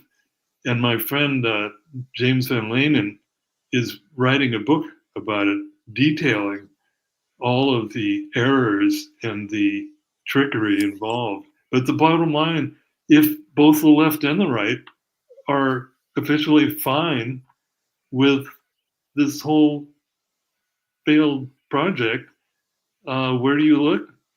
Well, I would sometimes I like to say the people on the left are the last. They're going to be the last to figure it out. They're going to be the last to cop to the reality of what is actually going on and why and how. So it's difficult. There are all kinds of gatekeepers that keep this out of respectable conversation. Media is not open to it. Noam Chomsky gripes about how he's kept out of any mainstream media discussion, but his view is, he's one of the leftists who is just fine with it. He calls the primitivists genocidists. We're genocidists. We want 8 billion people to die so that that's preposterous. He knows otherwise. Sorry, who was the last one who you mentioned? Noam Chomsky. Yeah. Instead of denouncing the suicide that reigns, he attacks us. I don't know. He's quite old now. I don't know if he's still doing it, but he certainly is doing that for years, saying we want people to die. Actually, his approach wants people to die, not ours. Anyway, I'm sorry to get off on a tangent, but I'm trying to give a sense of the huge obstacles from really all quarters. But I also think there are signs of resistance. There are signs that nobody's really happy with the technosphere. Kids, I've seen this comment over and over and over about social media, for example. Yeah, it's boring, it's stupid, I hate it, but I can't do without it. I'm addicted. Both things are true at the same time. They're just trapped. They're not saying, "Oh, it's so wonderful. I'm thrilled to be using it, and it makes my day, and I'm fulfilled with it," or something. No. Almost nobody would say that. So that's maybe that's the silver lining. Or the the ray of hope. Nobody wants it. Nobody's happy with it. It's a miserable thing, and so that must be grounds for resistance for a different way to go, right? So maybe we'll see a breakthrough on that front. Maybe we won't. Maybe people just resort to drugs of all kinds and just continue to be immiserated by the whole thing, or who knows. I totally agree with you on the critique of Greber and Wengroff's book, which I think is very humanistic, like anthropocentric, like just caring about, well, a narrow-minded vision of where was the origin of social injustice, but just human, of course, and with well, this tension going on of trying to preserve certain aspects of certain comforts that they might enjoy.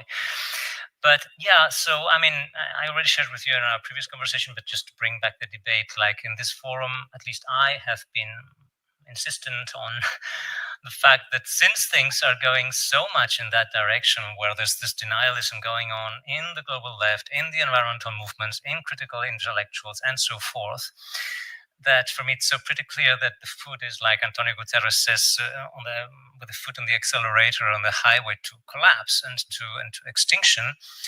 That the proposal I share myself is for exchanging knowledges and practices within the circles that we can, as much as we can, but they are for now extremely minoritarian, for undergoing collective, personal and collective transformation and change towards relearning to live with relearning to regain a co-evolution with the rest of the living, which would, however, be intended as a minoritarian mutation during the already quite inevitable collapse, as seems to me the more realistic vision. Therefore, mutating along the collapse, I personally consider, since there seem to be, according to some research, still 10 million gatherer hunters in the world today, which is far more than in the Paleolithic, whereby not all of them might be sustainable in equal manner in their way, because we already created mass extinctions as gatherer hunters, so not all of them might be equally, respectful and sustainable. So my suspect is that only those who really know to have a profoundly deep ecological relation with the rest of the living might be having a chance of making it through the upcoming climate chaos. And maybe also a few of us will also relearn to live with the flows and with the changes and with the ecosystems and with the rest of the living might also get a chance of making it through, but of course mutating profoundly in terms of, and which also would be the way to not reproduce the grand mistakes. My personal hope, and it's not just a belief, I have my whole argumentation behind, is that the supremacist logic that is epitomized grotesquely by people like Trump and Musk, but also more mildly by the global left, the exploitative kind of mindset, cannot really make it through, because in my view it's really so much against the logic of the living as a logic of symbiosis and diversification. So in my view it's so much against the logic of the living that there's no way it can really make through. But of course, we can hope for that, because if they do make it through, then the Earth will have little chances of regenerating after the difficult times to come. So just to share with you again some of the thoughts that at least I have been trying to put on the table for debates in this forum, like actually for the two debates yesterday, we didn't come to the actual debate with Emil because we went too late. So the two major questions I was posing for a collective debate for the forum in terms of challenging assumptions that are so deeply rooted is, one of them, the question is about challenging the established belief there seems to be around in believing that this whole thing of civilization, let's call it, from agriculture through industrialization to digitization has any future. Like, I always put this on the table. Like, of course, we cannot be prophetically absolutely correct in understanding whether, yes, there might be more or less decades of future in AI. Like, I always ask the question, can we realistically, considering that one can build microchips in 3 decades from now in a scenario of radical climate collapse with all the other associated problems coming with it? I think it's quite unrealistic, but of course we cannot exactly know. In the far future, within the end of this century, maybe it's really far less realistic. But I like to put on the table this question because I find around me the belief that yes, there is a future in all of this. And I mean, even like John Gowdy, the economist, who also speaks in favor of our gatherer hunter future, says from an economic perspective and climate studies perspective that it's quite unlikely to think that agriculture will be possible in the upcoming climate instability. So I like to put on the table, just for the sake even of serious research, as the very center of any serious research today, I think we have to acknowledge this very first question, that one should at least not take for granted that any of the things that everyone seems to take for granted today have any future, that they have this future.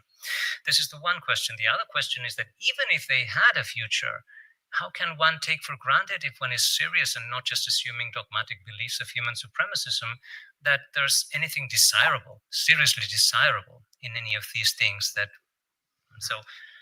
First, not assume that there is a future. Secondly, not assume that even if they had a future, that there's something really to hold on to and to claim there. Like, here we could go in detail in so many themes that reappear in the debates. For example, health systems, like they say, oh, well, but we should try to keep our hospitals and vets running, things like that. But we know there have been so many other ways of dealing with health in indigenous systems, and then even non-humans have their ways of dealing with health. And then my question is always also claiming, well, what about considering that almost the totality, if not the totality, of our problems today stem from, as you were already also mentioning, from this horrific form of living and of exploitation? I mean, this is clear in every single field of research. Like, if you look at pandemics reports from United Nations, it's pretty absolutely clear that every single pandemic in history, and not only, but 75% of human diseases, which are zoonotic, come from animal exploitation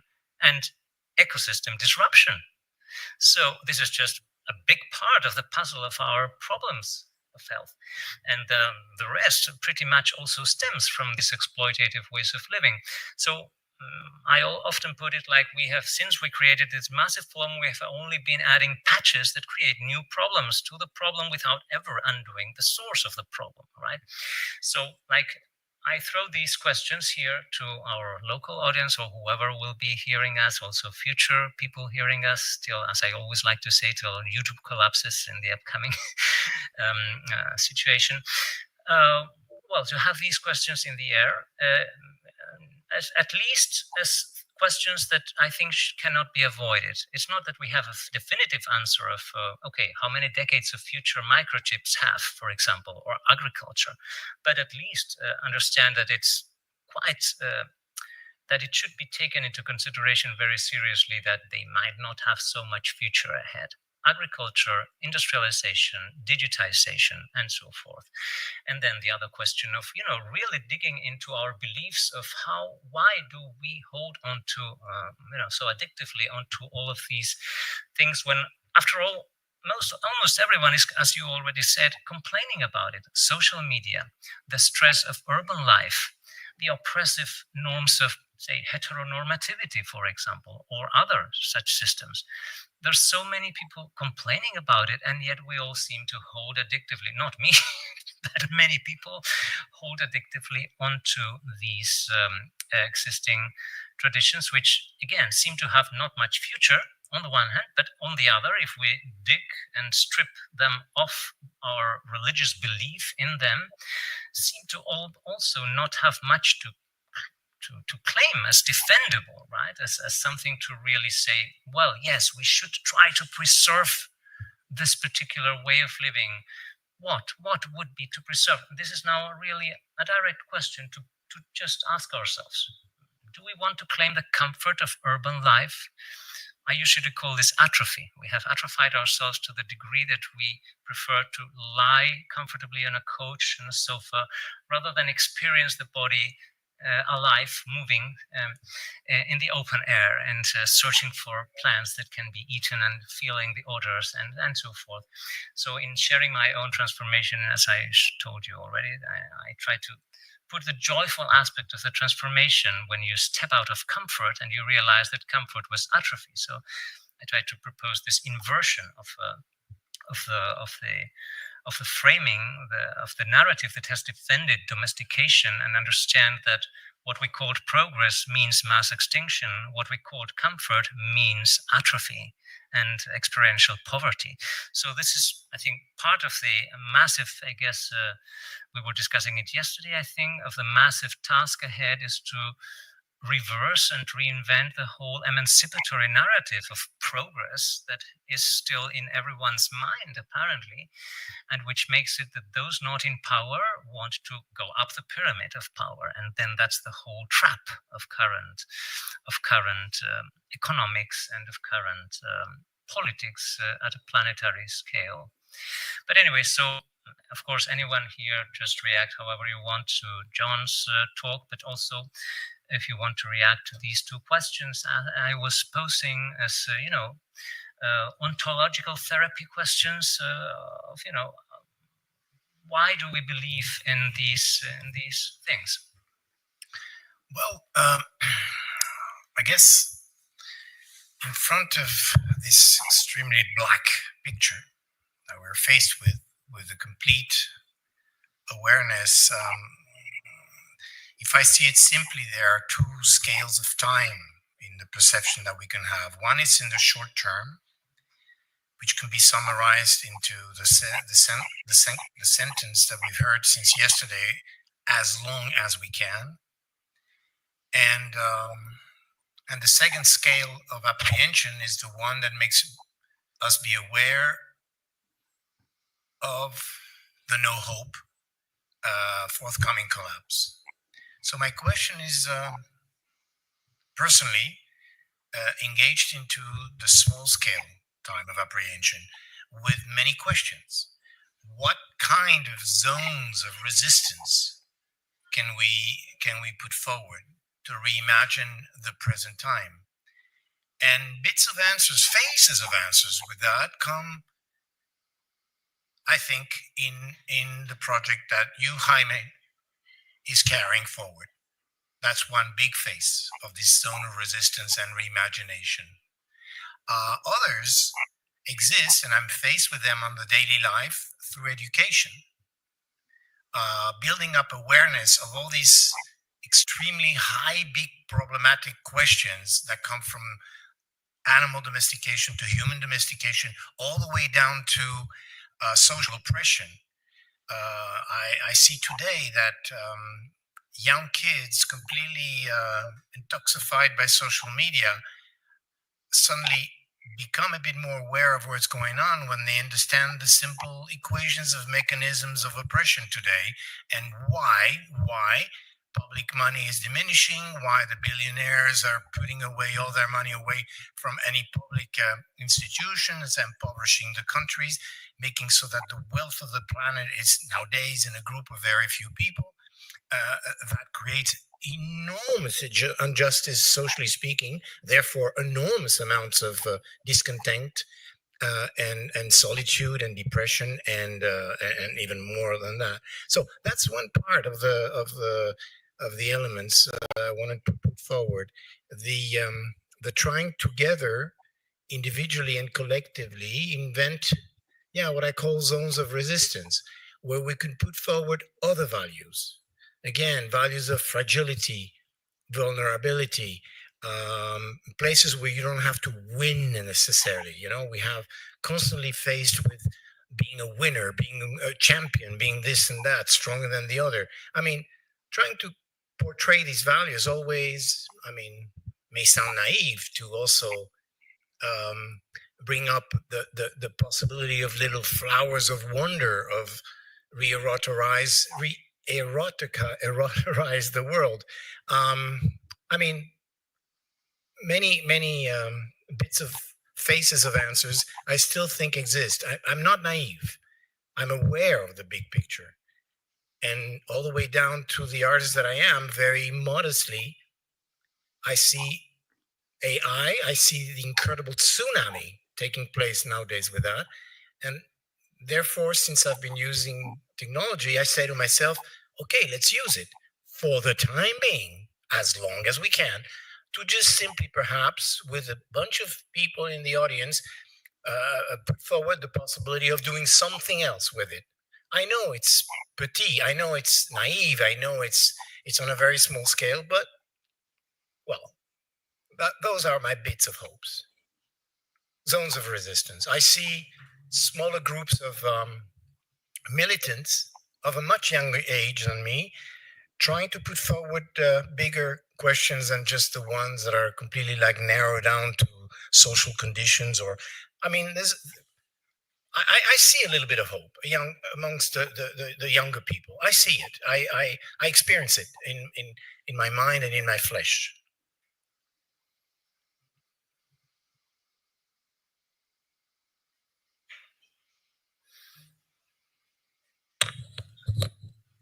Hello.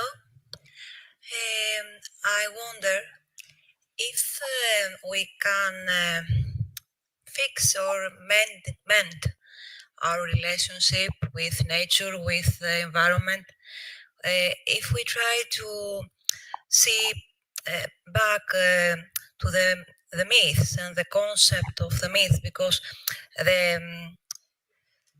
they was made in an era that people was more connected with. Sorry. Mythology.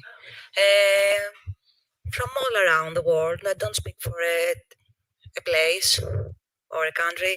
If we try to not learn exactly, but to rereading them again and find concepts that maybe the humans then who was more connected with the environment and ideas we now have lost. Maybe this connection help us. It's a question because I from my child years, I find very intriguing mythology, and not the story in the surface, the inside meanings that actually connect us with animals, with nature, and together.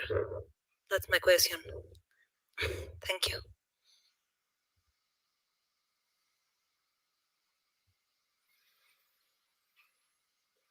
Can mythology help us? That's my question. Sorry if I told many things.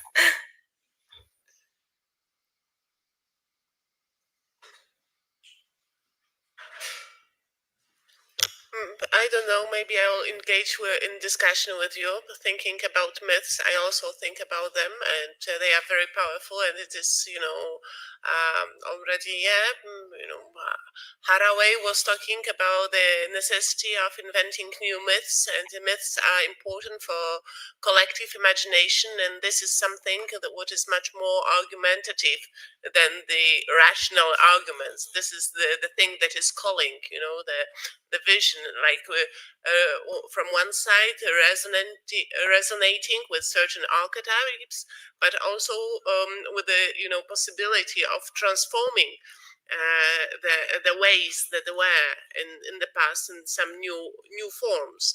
And generally, this is the thing what I'm thinking very much, that I'm not that catastrophic. I'm seeing the picture.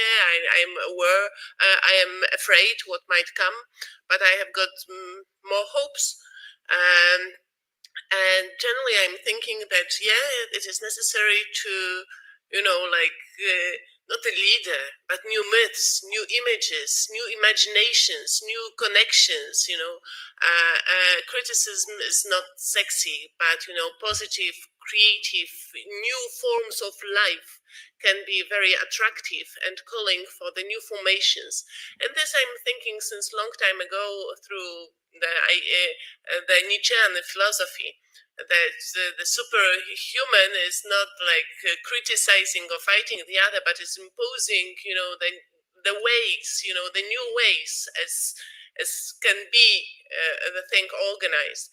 So yes, if we want to have some kind of from my perspective, more influence. Also, it is not just only political action, only theoretical action, but a lot of artistic kind of activity, imaginative activity, working on the level of myths, of collective imagination, and create, here making the call. Generally, big population is not following reasonable arguments, and we know it very well. Yes, so why just to fight on this level? We have quite a lot analyzed, yes? If we want to make the change, I think that's better, like I think that it's good to experiment in artistic, imaginative way on the new ways of being that can be calling and thinking, on the level of archetypes and myths and creating new myths. So this is my point in discussion. However, I believe that the new may appear from young people, as Jean-Marc said, rediscovering the old narratives, going back to the old narratives. We must think of ways of kind of safeguarding ideas and narratives for those who will seek them, representatives of the new generations to come. Things. I agree that things are really bad. They don't seem bad. They are very bad. But there are always people, human beings, that have the ability to look through and under the,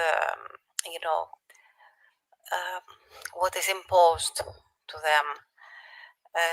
That's why we have to create kind of secret libraries for all this knowledge for them.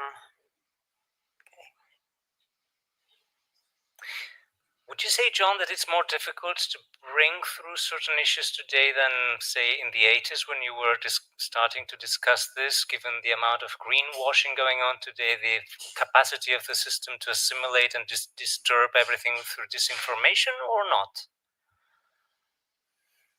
Well, I would say, for example, within the anarchist milieu, there's been definitely movement.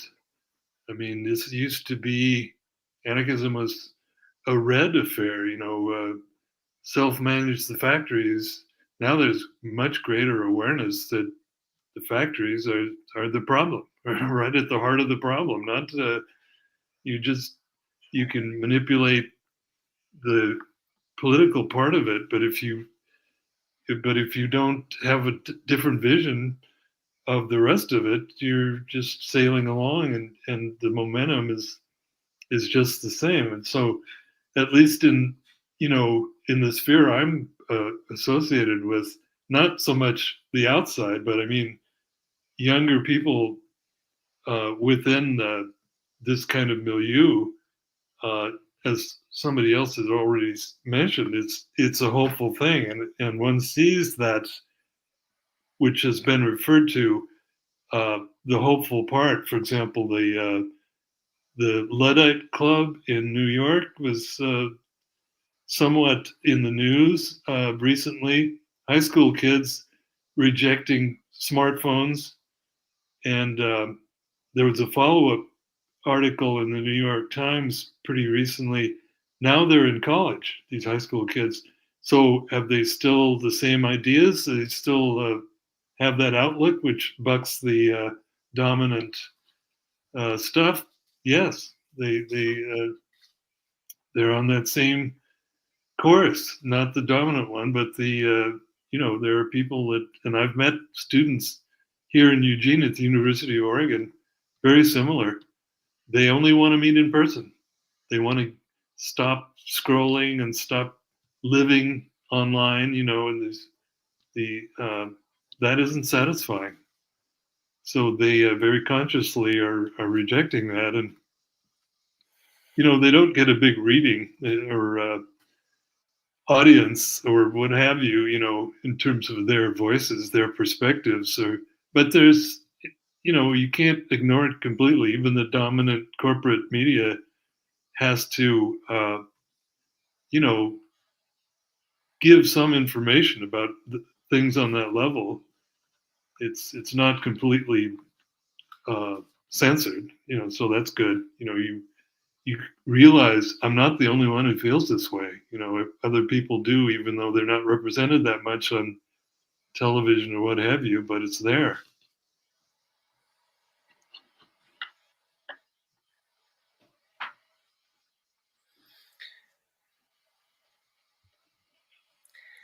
And you know, one other thing in terms of the technology, I mean, you have to realize, you know, we do our best to navigate.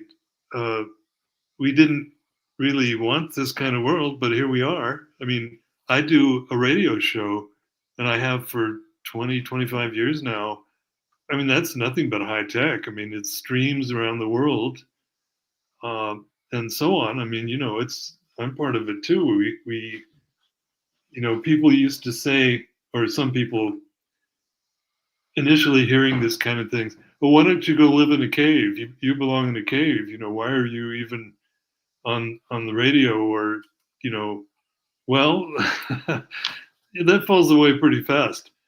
Okay, where are the caves? I mean, are you kidding? I mean, maybe it's not the world I want, but here it is. Here we are. We're stuck in it. We try to do the best we can and face up to the realities. And what is the discussion that's going on? How can we foster it? You know, how can we try to have that dialogue, that conversation in society, which isn't much allowed, but you know, it's not.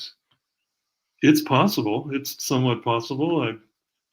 And you know, we all address that in whatever way we can. I guess, like trying to gather some of the things said, what we need is a puzzle of many different things that come together. And in fact, that's partly what I try to do, not just in the Metahuman Futures Forum and so forth, also in this new vegan or queer movement that I'm wearing here, where, for instance, last year with a new group called Indignant Rebels, which was a spin-off of Scientist Rebellion, we have started, for example, as one of the things that I think need to be done more harshly, to accuse and point from within the environmental movement of the denialism of certain core aspects that are completely missing from the agenda nowadays, right? So I think that's one of the things I have started to do, and for now in Spain, but also a bit internationally. And so it's one of the pieces of the puzzle. The other, more maybe in this metahumanistic milieu, is where we can share more on experimental practices for transformation and also for new emancipatory discourses. Personally, I can agree that, yeah, a bit of narrative and myth might be part of the puzzle. It's okay. My focus, however, as some of you here know, is more on the moving body. And because I think the excess of narrative and verbality is one of the things that brought us here. But I also write, as everyone knows here. So yeah, we need part of it. Part of the field is new narratives, new myths, and new imaginaries. But also, crucially, I think we need non-verbal practices that that some of us here are sharing already in this project. So these already points to three of the elements that are necessary, like maybe a more harsh critique from within the eco-social movements. And what's going on there? Why is there this denialism? So to mobilize something there. Why is there no talk between the environmentalists, the anti-speciesists, and so forth? You know, what's going on there? How is human supremacism hijacking the possibility of a real politics that is not grounded on generalized denialism of this whole failure? That's one piece. The other piece is this okay, yeah, creating narratives, myths, imaginaries, and so forth. The other is, okay, beyond narrative, embodied transformative practices of relearning, gathering plants and living outdoors, and the choral dances and the collectivities made through moving together rather than talking. So, well, some of us here are actually working on putting these things together, or some of these things together, and these are just three of a much broader puzzle. Of course, always given the milieu of disinformation and so forth, minoritarian practices, I'd love them to become a bit larger, but so far, I mean, I was sharing with my colleagues here these days that and I've said it many times in this 3 years long project that is coming to an end this month, that I started when I entered this kind of critical mindset, seeing things a bit more clearly than before. First I thought, oh, I see things so clearly, the revolution must be there, just transmitting these ideas must be, but then I found this wall of denialism, so my expectation grew just to say, can we just start a little conversation between some of us on these things that get generally denied, right? And I've kept 3 years asking this question in my surroundings to fellow colleagues and activists, intellectuals, and so forth. And I keep doing it. But I think, even though I've sometimes had a gloomy sense of failure, of not being able to get the conversation started, I think some little bit of germ is there. Some little bit of seeds and transformations have been coming up. Maybe not as much as one would want, but we are keeping some relationalities going, some projects and prospects and exchanges. Tiny, but some things keep growing. Of course, by far not in a way that could, say, prevent catastrophic scenarios from growing in a massively harmful direction, but maybe in a way that can create minuscule nodes of resistance and reinvention during this massively harmful collapse that is to come, which is the greatest hope I can realistically host at this time today. So, before we come to closure of the forum, any final sharing of feelings, ideas, fears, hopes? New rituals, maybe. Rituals, yes. New rituals. New rituals.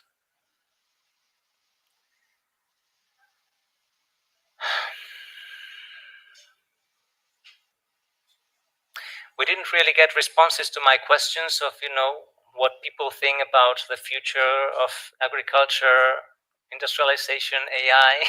No one really wants to answer these questions, mostly.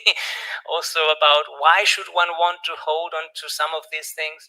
But okay, we can keep it going for the future project. It may come up through new encounters. Sorry? It may come up through new encounters in the future.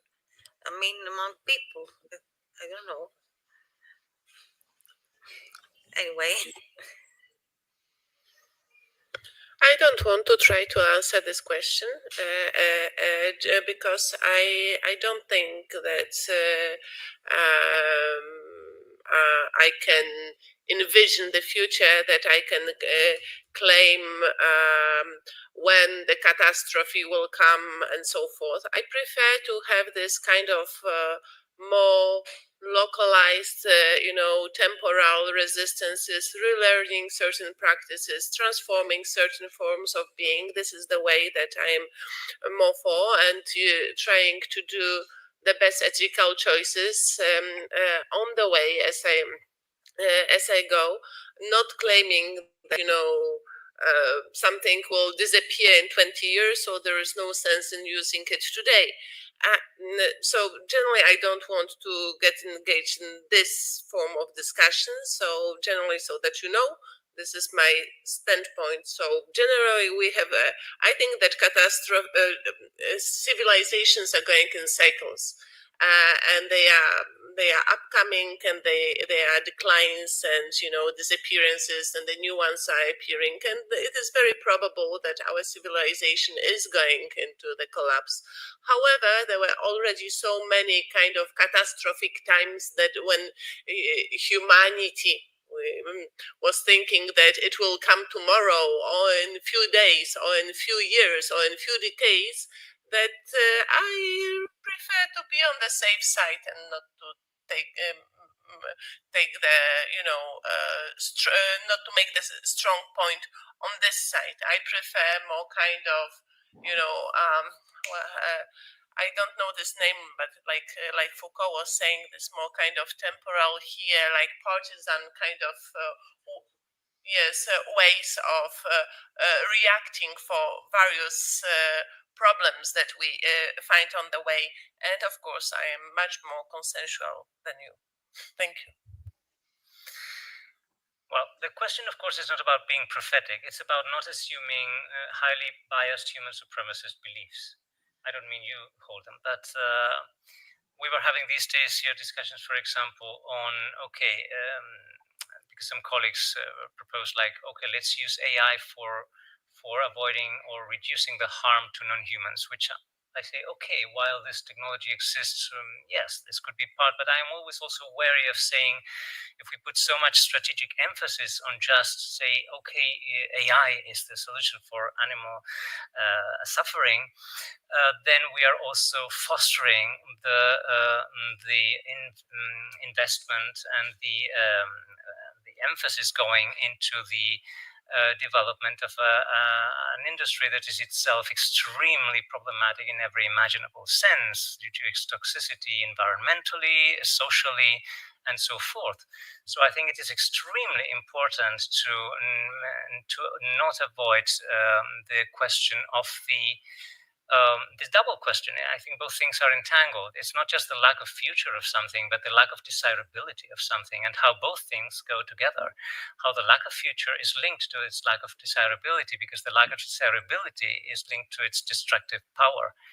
It's systemic destructive power. And what I see lacking in my surroundings is a will to face this, and a certain pervasive tendency to hold on to things that are highly dubious in their really providing solutions rather than creating more problems. And so that is what I claim for, to taking away the blindfolders in addressing really the highly pernicious systemic problems underlying many of the things that are often proposed as solutions. And that's what I see as a massive problem, the lack of willingness to see this entangled double question being faced. And one of the ways to avoid it is to say what you just said. Sorry, it's a typical way which I encounter of avoiding the questioning of this thing, and of thereby reintroducing human supremacist dogmas through the back door. This is what I see very often. It's not I don't mean that you personally, because you are very critical in many respects. So it's not but in a more general, say, atmosphere that I find, I do think that this is a very fundamental problem that I encounter, and in the more generalized lack of addressing the elephant in the room, which is, dominant ways of living, of which, by the way, privileged people of the global north, as I think most of us are partaking in a particularly intensive form that we hardly ever want to criticize, because we still believe, I think, too much in the progress narrative that this way of living is the emancipation coming from the Enlightenment. I think we still have this too much in our backbone, and we still haven't deconstructed it enough. We still haven't substituted it enough through other emancipatory. I mean, we are into it, so we are in the process. It's okay, It's just like problematizing it a bit more, like saying, we don't have so much time. We don't have 3 centuries for inventing new narratives.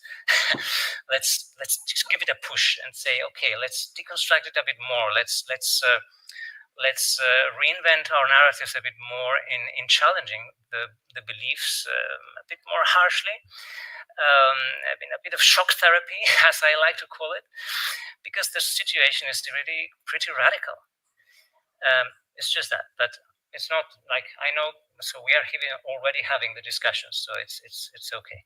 It's not an accusation for you.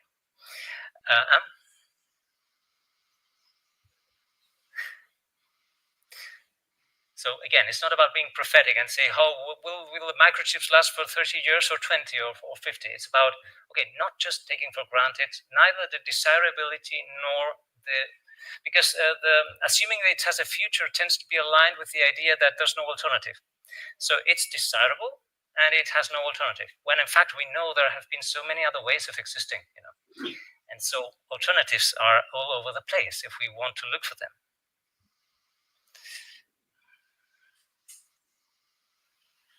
Although always alternatives are sometimes intertwinements And alternatives, as we are discussing very often, are not like 0-1, yes or no. There are like different kind of variations, and generally I'm kind of reluctant towards very kind of romantic standpoint that is opposing strongly, because then it sometimes turns to become the same in the different kind of disguise. So, so I prefer this kind of transformative,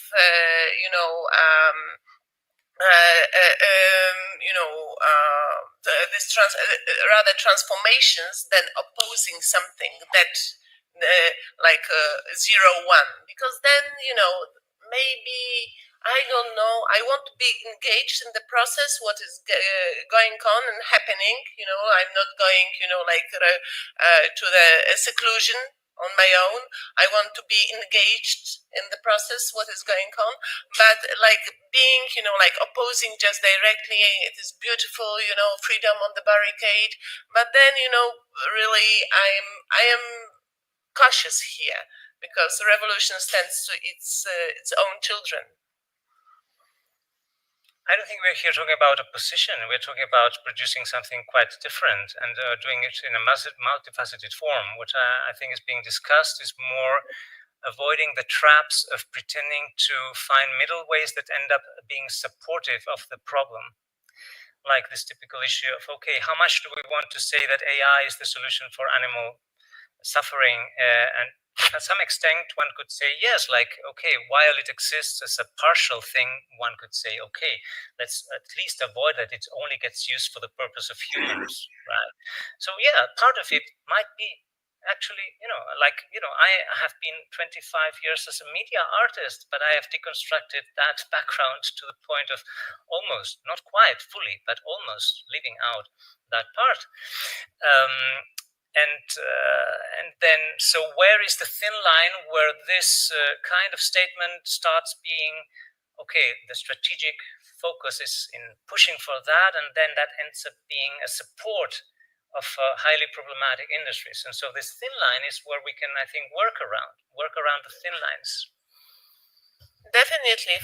Then for me, it is about the measures. It is not about 0, 1, 4, and no, but it is about the measures and how to balance on the line, making the choices and doing the movements as long as we go. For sure. The concern I've been trying to bring on the table for these 3 years in this project is that, in my view, some things are so blatantly missing from the agendas and the discourses that we needed a bit of, how do you say,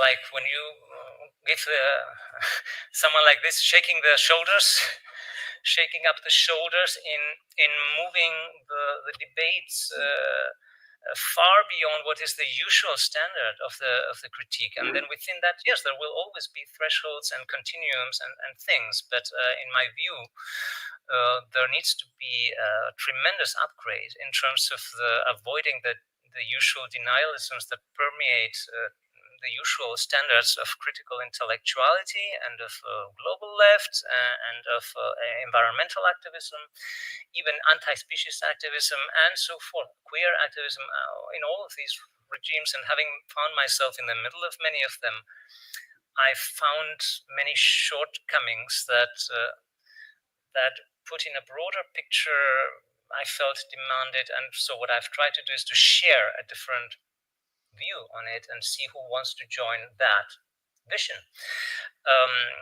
But then, yes, of course, given that, and if we agree on this upgrade of perspectives, there will be so many, yes, shades to deal with.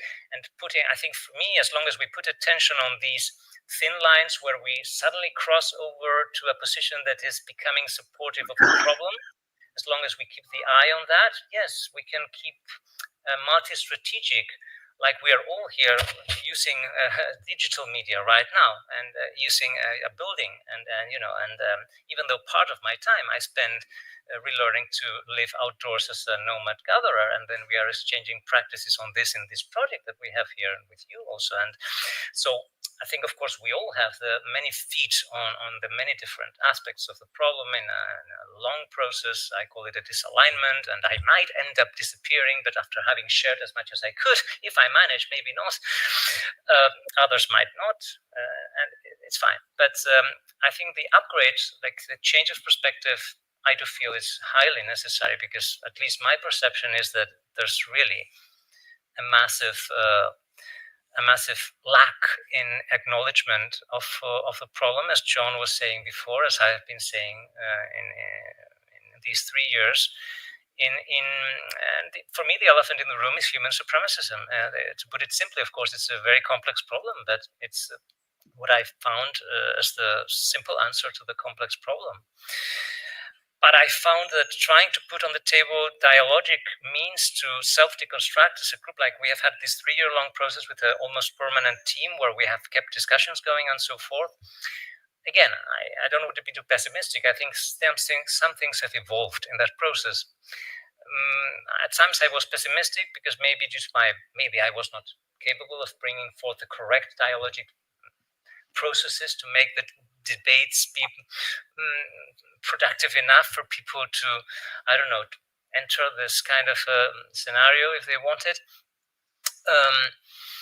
But I felt for a long time that things were not moving at all in the debates, and I felt quite frustrated in that regard, and that I felt if the project was to be a laboratory for how can one promote dialogic tools to break through the walls of denialism, which was one experiment of this project. How can we produce dialogic tools to break through these walls of denialism?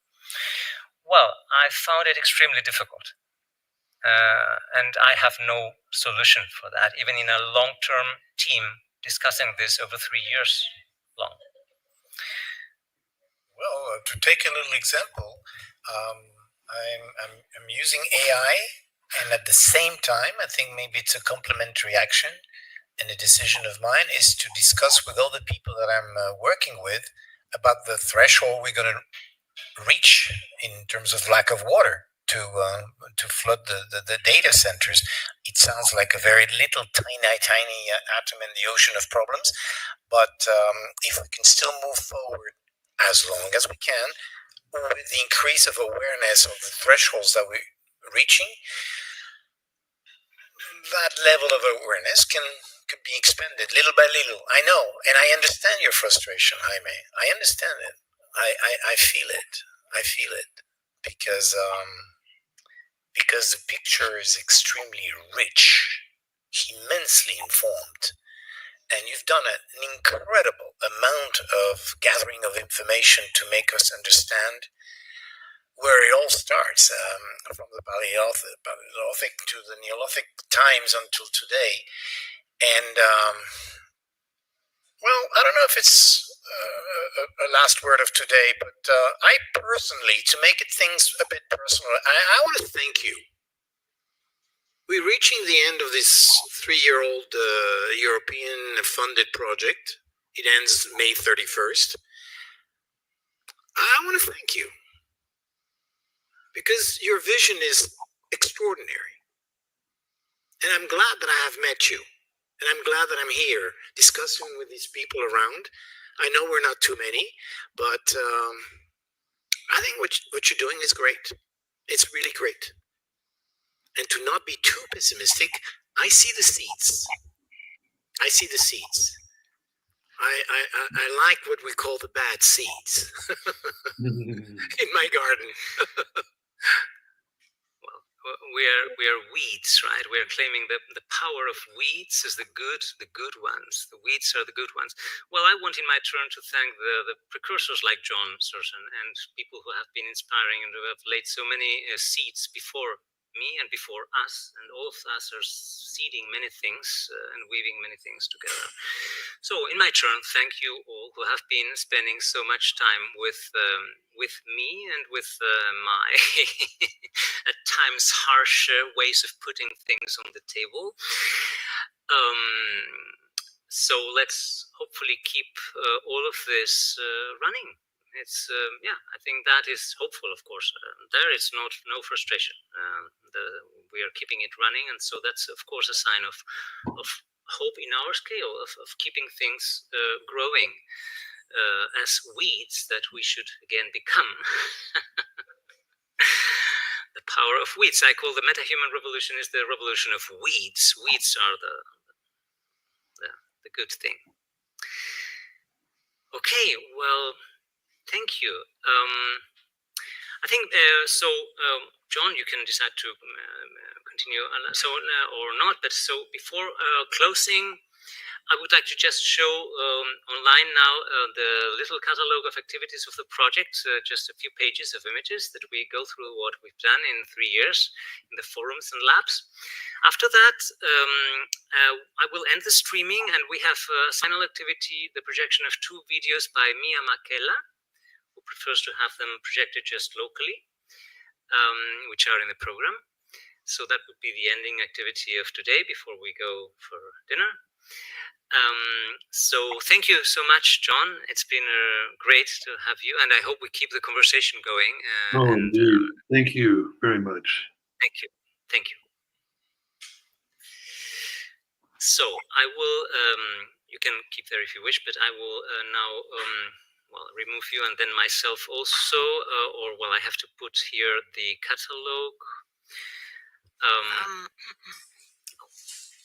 May I say something about the dinner? Yes, please. We can visit the same restaurant. We have a second official dinner in the same restaurant.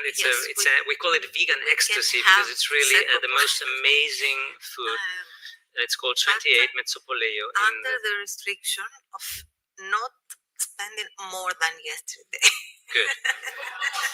For sure not, because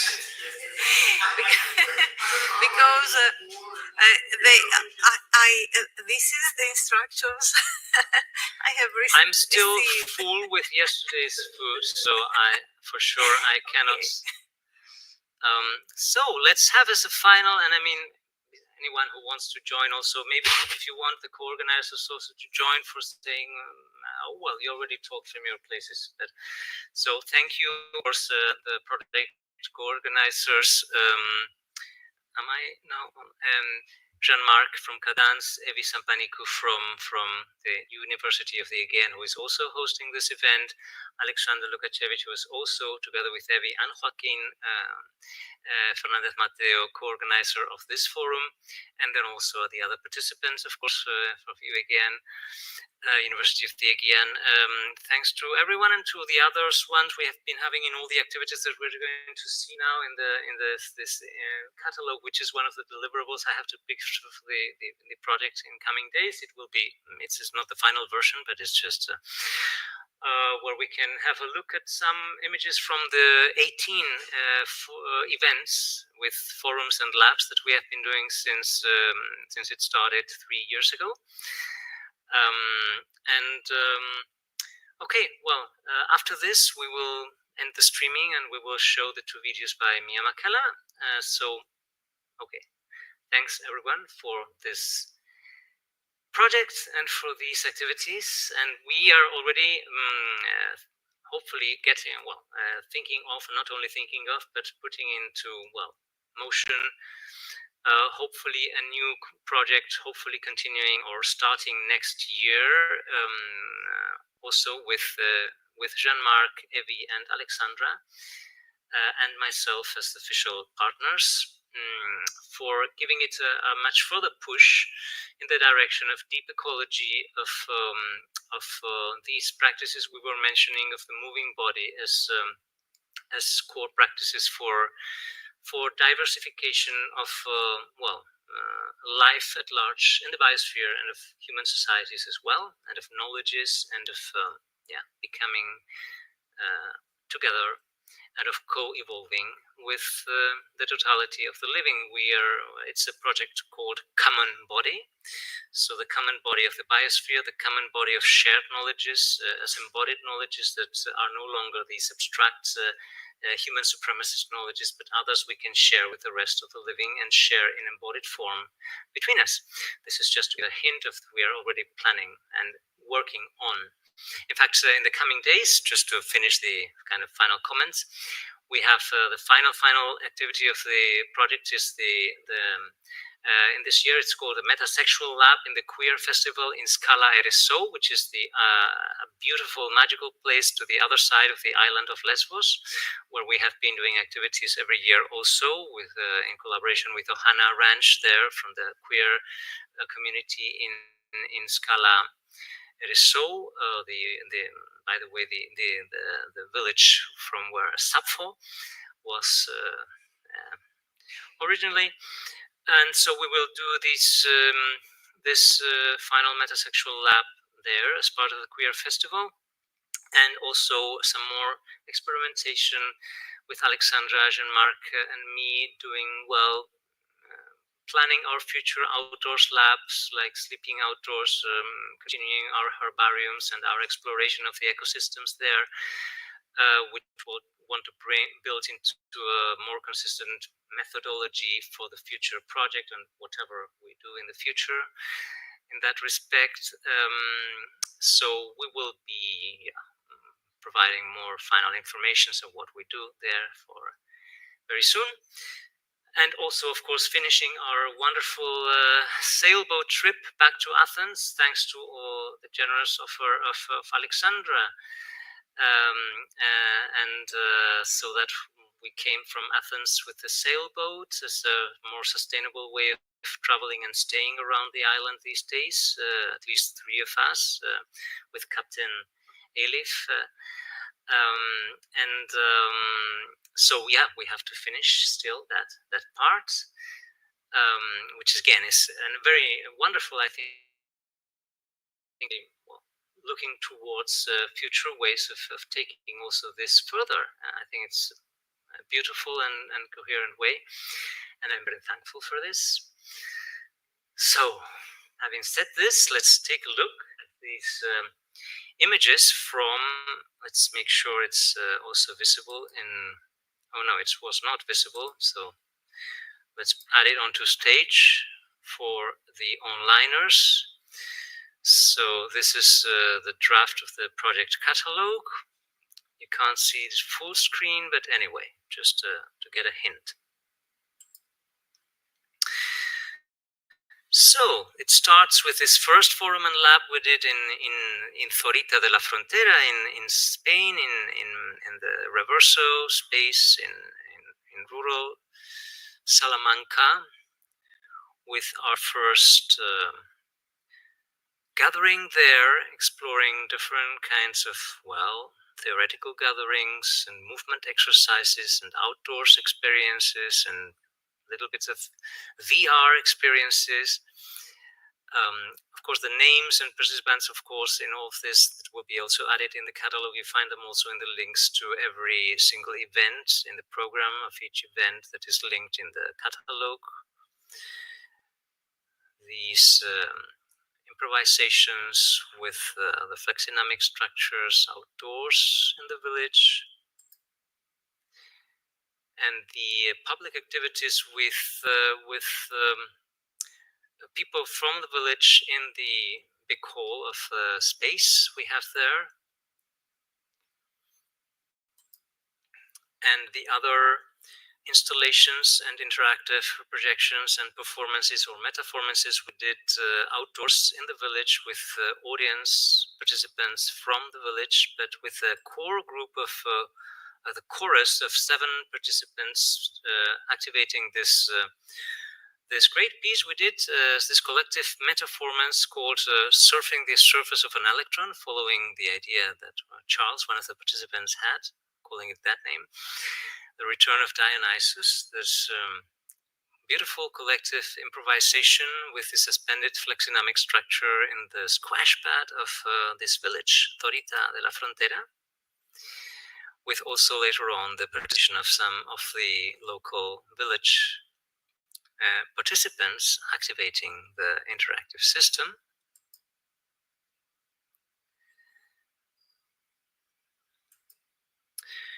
Then we go on to the first of the events, of the 4 events we've had here in Lesbos, with the conference in 2022.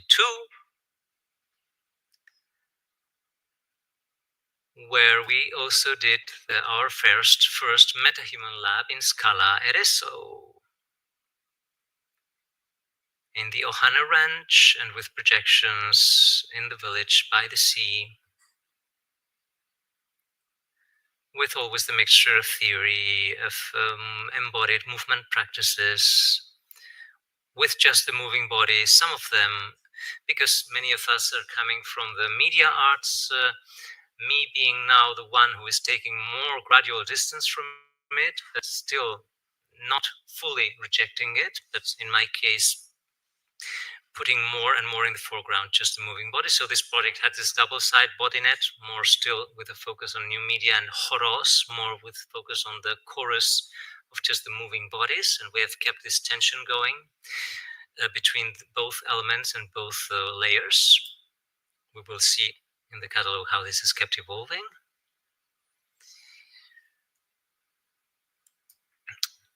We were already that year gathering some fruits from the area and visiting and collaborating with the sanctuaries, the animal sanctuaries, the Donkey Center, Menga from the Donkey Center.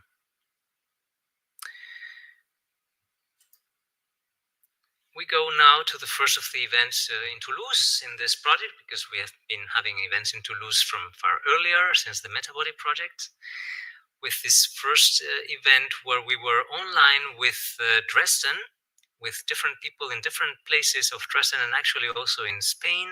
Alba was in Spain. So doing in this occasion an online chorus, so with a local chorus and then an online chorus, melting together in one of our experiences of how to bring back a more enriching embodied experience into teleconferencing mediums and digital telematic situations.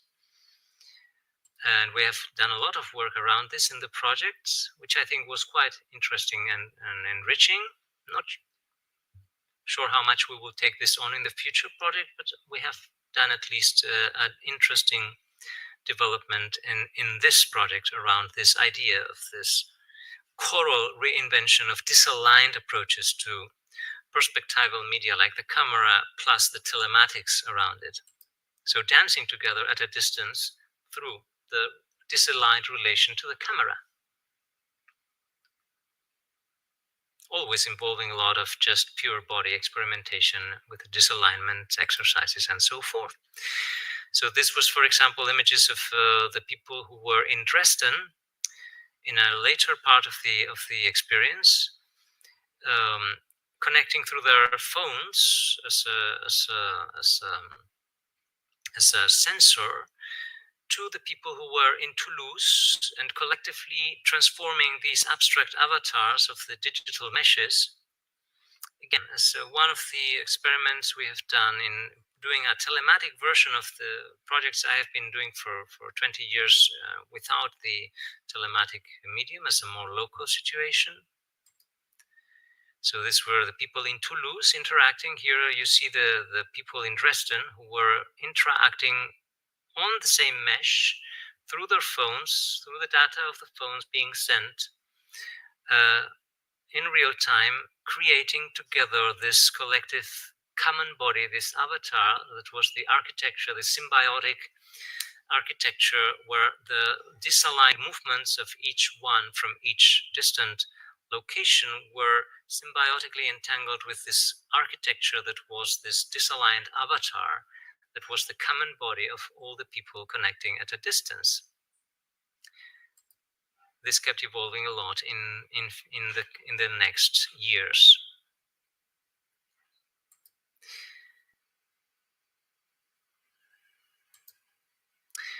This was a shorter conference we had with associated partners of the philosophy faculty in the Universidad Complutense of Madrid.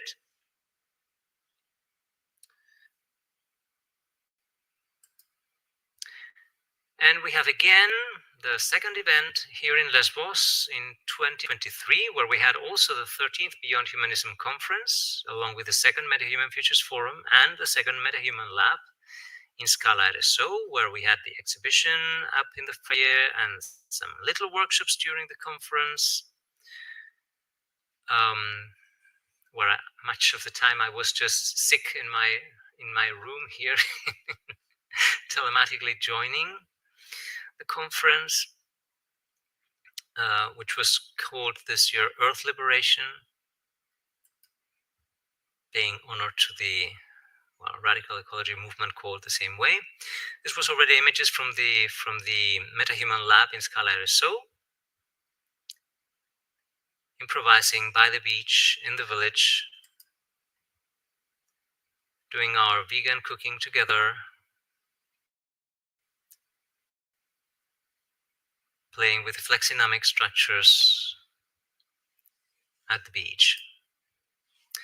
This was the exhibition with Maria Simakopoulou and Joan Caronil, with structures, with organic materials, and these images by Yuan with symbiotic relations between certain plants and certain butterflies here in the foyer of the university. This was a lab, a series of labs under Lab 6 that I made with the institutions of people with, diverse abled people, people with disabilities or neurodiversity, corpo diversity in Madrid, as I've been doing for years, exploring the potentials of these interactive systems, since they are quite indeterminate in what they afford, and it's about subtle variations, how very different people can project themselves a world of relations inside this kind of very open ecosystem, where micro movements become entangled with microscopic changes in the surrounding architecture.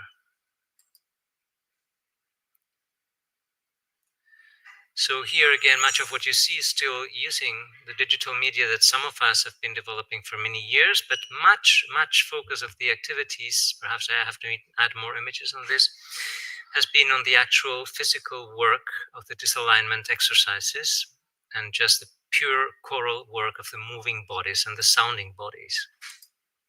Actually, we will see this now more in Toulouse. This was a lab we did in the summer of 23 in Toulouse, in the city activities au bord du lac in the Rainerie, where we were having the flexinamic structures and just the interactive sound and just people coming around playing with the system. There was the canicule, there was the heat wave coming these days, so some sessions had to be cancelled because it was forbidden to be outdoors. This was again the second big event in Zorita, in the village in the Reverso space in Salamanca. This time with different kinds of activities with a local audience, with interactive projections in the facade, and then with other kinds of interactions with the village festivities, where we did this little parade with the flexinamic structures together with the big choruses of the peñas, as they are called, of the groups of people of the village, where we had our own little group participating and offering vegan tapas in the festivities of the village, along with other activities, of course, our own internal discussions and talks and other activities for the local people of the village, and our own research and our own cooking and our own living together in the house.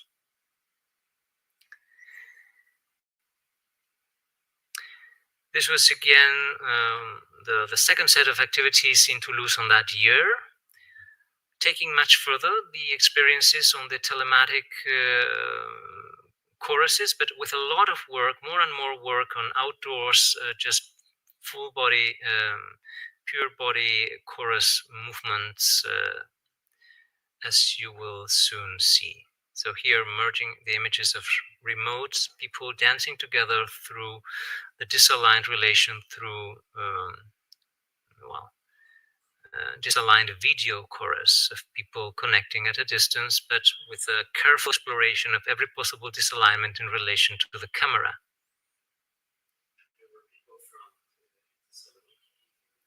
So yeah, we have people from Turkey, Thessaloniki, Santorini, Mytilene, Athens, and the group in Toulouse being itself a local chorus. So we have a local chorus and a remote chorus. But a lot of the work being based, well, always a lot of theory every morning, but especially the disalignment exercise being the core. So in this, the major methodology that we came up in this project as a toolkit for the forthcoming project is this week-long residencies where we do every morning a bit of theory and a bit of disalignments practice, and this keeps evolving throughout the whole week. And in the afternoons, we tend to focus more on other experimentations with new media, with other media, with flexinamics or other things, or going outdoors or doing other experiments. But doing everyday disalignments or also your marks exercises and seeing how that evolves throughout the week was a major tool, a very powerful, that creates during the week a very powerful collective dynamics, a chorus, which it was amazing the kind of emergent dynamics of collectivity that was building up during the 5 days of activities. So this was one of the interventions. My favorite, I think, of this entire project was this chorus we made in the Garonne in Toulouse, just going out into the street and improvising together with the voice, with the moving body in disaligned form, exploring the textures. This is what I see as the real revival of this Dionysian chorus today, as a disaligned, ecstatic exploration through, very subtle and varying modes of movement and perception and multisensory integration, as a nomadic, absolutely unpredictable flock of bodies. This is, for me, the major focus to look at for the next project. We have also many videos of all these. They are all linked in the programs and galleries of each event. There were a lot of materials were produced. And then in the afternoons, we were focusing more on the other side of the things, trying to disalign with rather than from the dominant digital media, in this case with a new version of the abstract avatar. So here you have every color relating to a remote interactor in a different city. So locally, again, we have a chorus of people in Toulouse, and then we have a chorus of remote interactors sending the data through their smartphones, and creating this symbiotic creature that is being transformed together with the interactions of all the remote people. In this case, in Italy, Greece, different Mytilene, Athens, and then the group in Toulouse. Yeah, so some people joining from their houses, and then the local group in Toulouse in an actual theater space with a massive projection. So we were exploring a lot this sense of symbiosis that you could get with this abstract avatar being this collective body, this common body that was the result of the interactions of all the remote people connecting. And we have talked a lot about what sense does this make or not, and with this tension of, being critical about how far we want to put an emphasis on these technologies, while some of us coming from that, and still being critical with that, and still, having some of our activity based on that. But also exploring what is it actually providing to us as an embodied experience and as an enriching experience, and also how much was it problematic in terms of, the frustrations of the rehearsals, the complexity of connecting the people, when it was working, when it was not, and so forth. But I think we had quite successful, we were developing software for this with Arnaud Courcel, the programmer, cooperating with the project mainly through Cadence, and developing an actual app, not yet the app version, standalone version, from the software I had been developing for 20 years for this project, from a local version.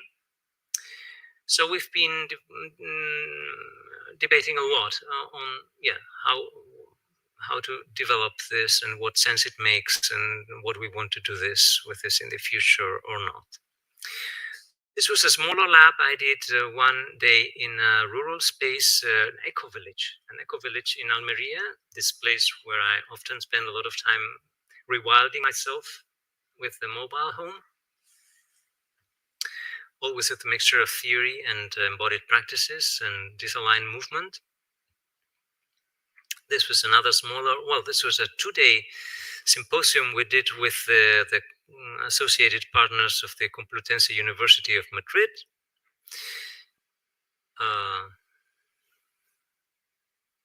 In Spanish, locally only. And this is again back to Lesbos. Oh, I have to correct this. So Forum 6 and Lab 12, where we started with this beautiful lab in Scala Reso, doing the herbariums with Alexandra and the movement with the people, and Patricia McCormack and Jean-Marc. We were having really magical days exploring things in the area there and participating in the queer festival of Scala Reso with amazing magical improvisations in the beach of Scala Reso. Again, collaborating with the Donkey Center, the animal sanctuary, which is sometimes a harsh experience because some of the animals have died in my arms, literally. They're helping Menga out with the incredibly harmed non-humans that are taken care of there after being deadly exploited and abandoned.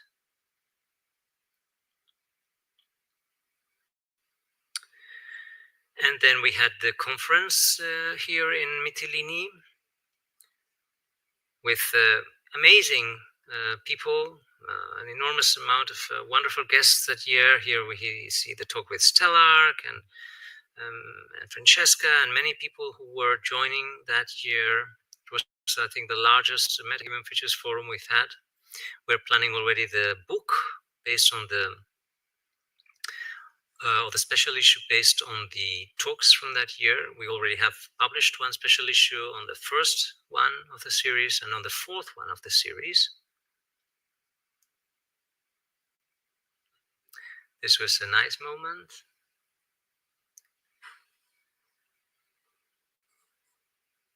With also the big exhibition that year, with Ioan Caronil's work on the ocean and also Maria Simakopoulos' work. This was one of Ioan's pieces, working on the idea of ocean creatures, but also plastic and trash. And so I did a performance using Ioan's images as projections, projected interactively on myself, wearing some of my own flexinamic modules, together with trash from the ocean, like an animal that is trapped in the trash and mutating.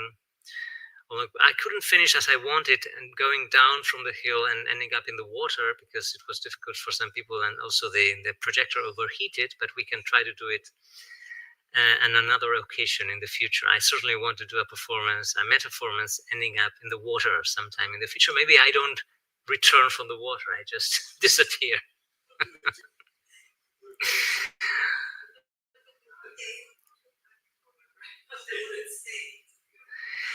And this was a wonderful last activity that year with Rudy Kimpioka and the Rat Music International group, which unfortunately is no longer active this year, the refugee organization here in Mytilene, where we did a beautiful workshop, Jean-Marc and me, with the people, where it was really felt how much sense it makes to do these joyful collective movement activities for people who are in such uncertain situations.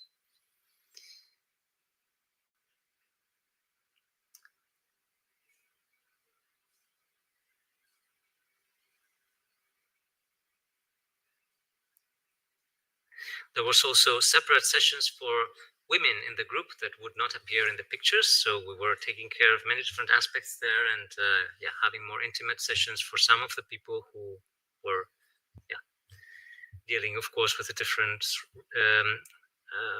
concerns of different communities and their traditions. And this was the last event we had in Zorita. No, sorry, this is the summer lab with Alexandra and Eva, happening in the summer of 24, where actually also Alexandra developed part of a piece that was later shown somewhere else. And we kept our herbarium. We did our herbariums also, which will soon be published as part of the deliverables of the project as well. I'm putting them together. We'll send them to you before. Actually, they are not expected as official deliverables, but I will publish them as publications, outcomes of the project. And this is then the actual, the forum and lab later on that year in Zorita, where we did a different kind of collective experience outdoors with this massive projection, because there was a lot of wind. We couldn't suspend the structure, so we did a big projection with the symbiotic creatures and with just local people wearing the sensors, and 4 people at a time interacting collectively as a chorus with the symbiotic architecture that is the result of all of them moving together. A squash space in the village. And of course, doing our daily disalignment exercises, which, by the way, in the previous year were also the source for a very interesting research by Alicia Peñalba and Rubén López Cano, that we will soon publish in a journal, with very beautiful results of the questionnaires that were sent that year. Again, always with some activities for the local audience, putting on the table the whole. They were called the Don't Choose Extinction Forum.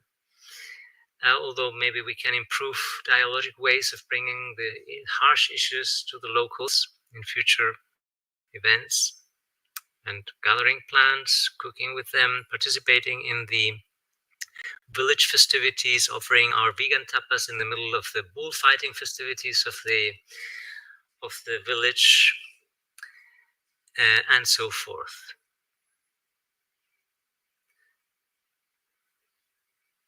And this was the last also activity in Toulouse, where we were having another 2 rounds of the 2 major events with online telematic choruses of different kinds, but always with a lot of emphasis every morning on the outdoors pure exploration of, or indoors choruses of just disalignment exercises and other movement exercises, just with the moving body and the sounding body, always also with a bit of theory. This is again the Abstract Avatars project with a local chorus, and then interacting with a remote chorus in Athens and Mytilene. Here, Evie moving with a smartphone, interacting with the group in Toulouse, with Anastasios in Athens.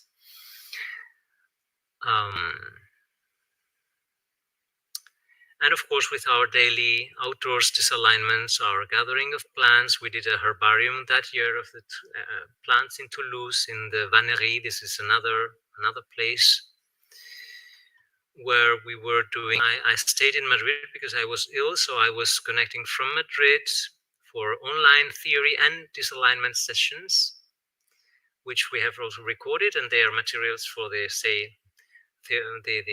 toolkit that we provide.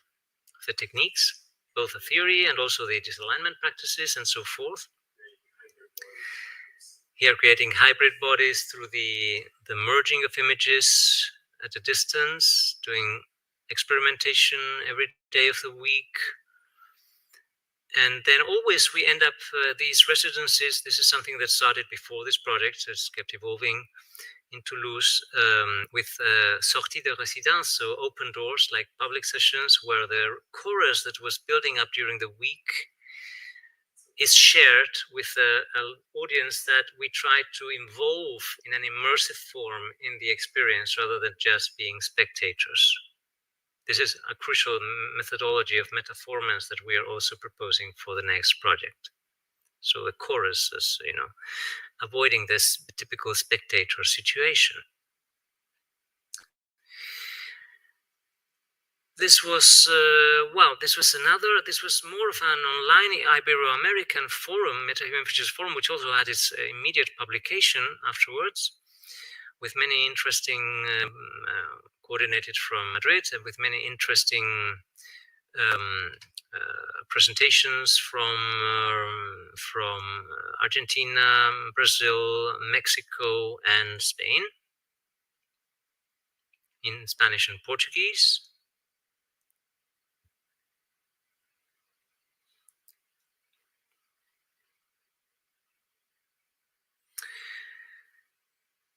And this was one of the last activities. On the one hand, a final activity with groups with this hospital. It's a very large hospital, all of it specialized on different groups and of people with diverse kinds of other abilities or diverse abilities or disabilities, where we were playing first outdoors and then indoors with the digital systems. And then a talk with the philosophy faculty of the University of Salamanca, where we were involving students also in this whole questioning of, well, has philosophy something to offer in face of the extinction crisis or not? And finally, the event in which we are right now. I still didn't gather all the pictures of it. Of course, I will do right now in the coming days. But of course, I did manage to add just a little picture of which you see there is actually some relation between the flexdynamic structures and the sailing, right? There's something there that has to do with movement. And this is perhaps the most significant novelty.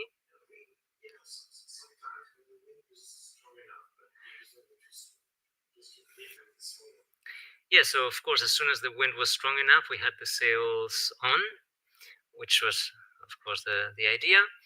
And this was perhaps the most significant novelty in the experience of this forum as a real part of the whole thing, a sustainable, more sustainable than usual way of coming here, of living around the island during this week.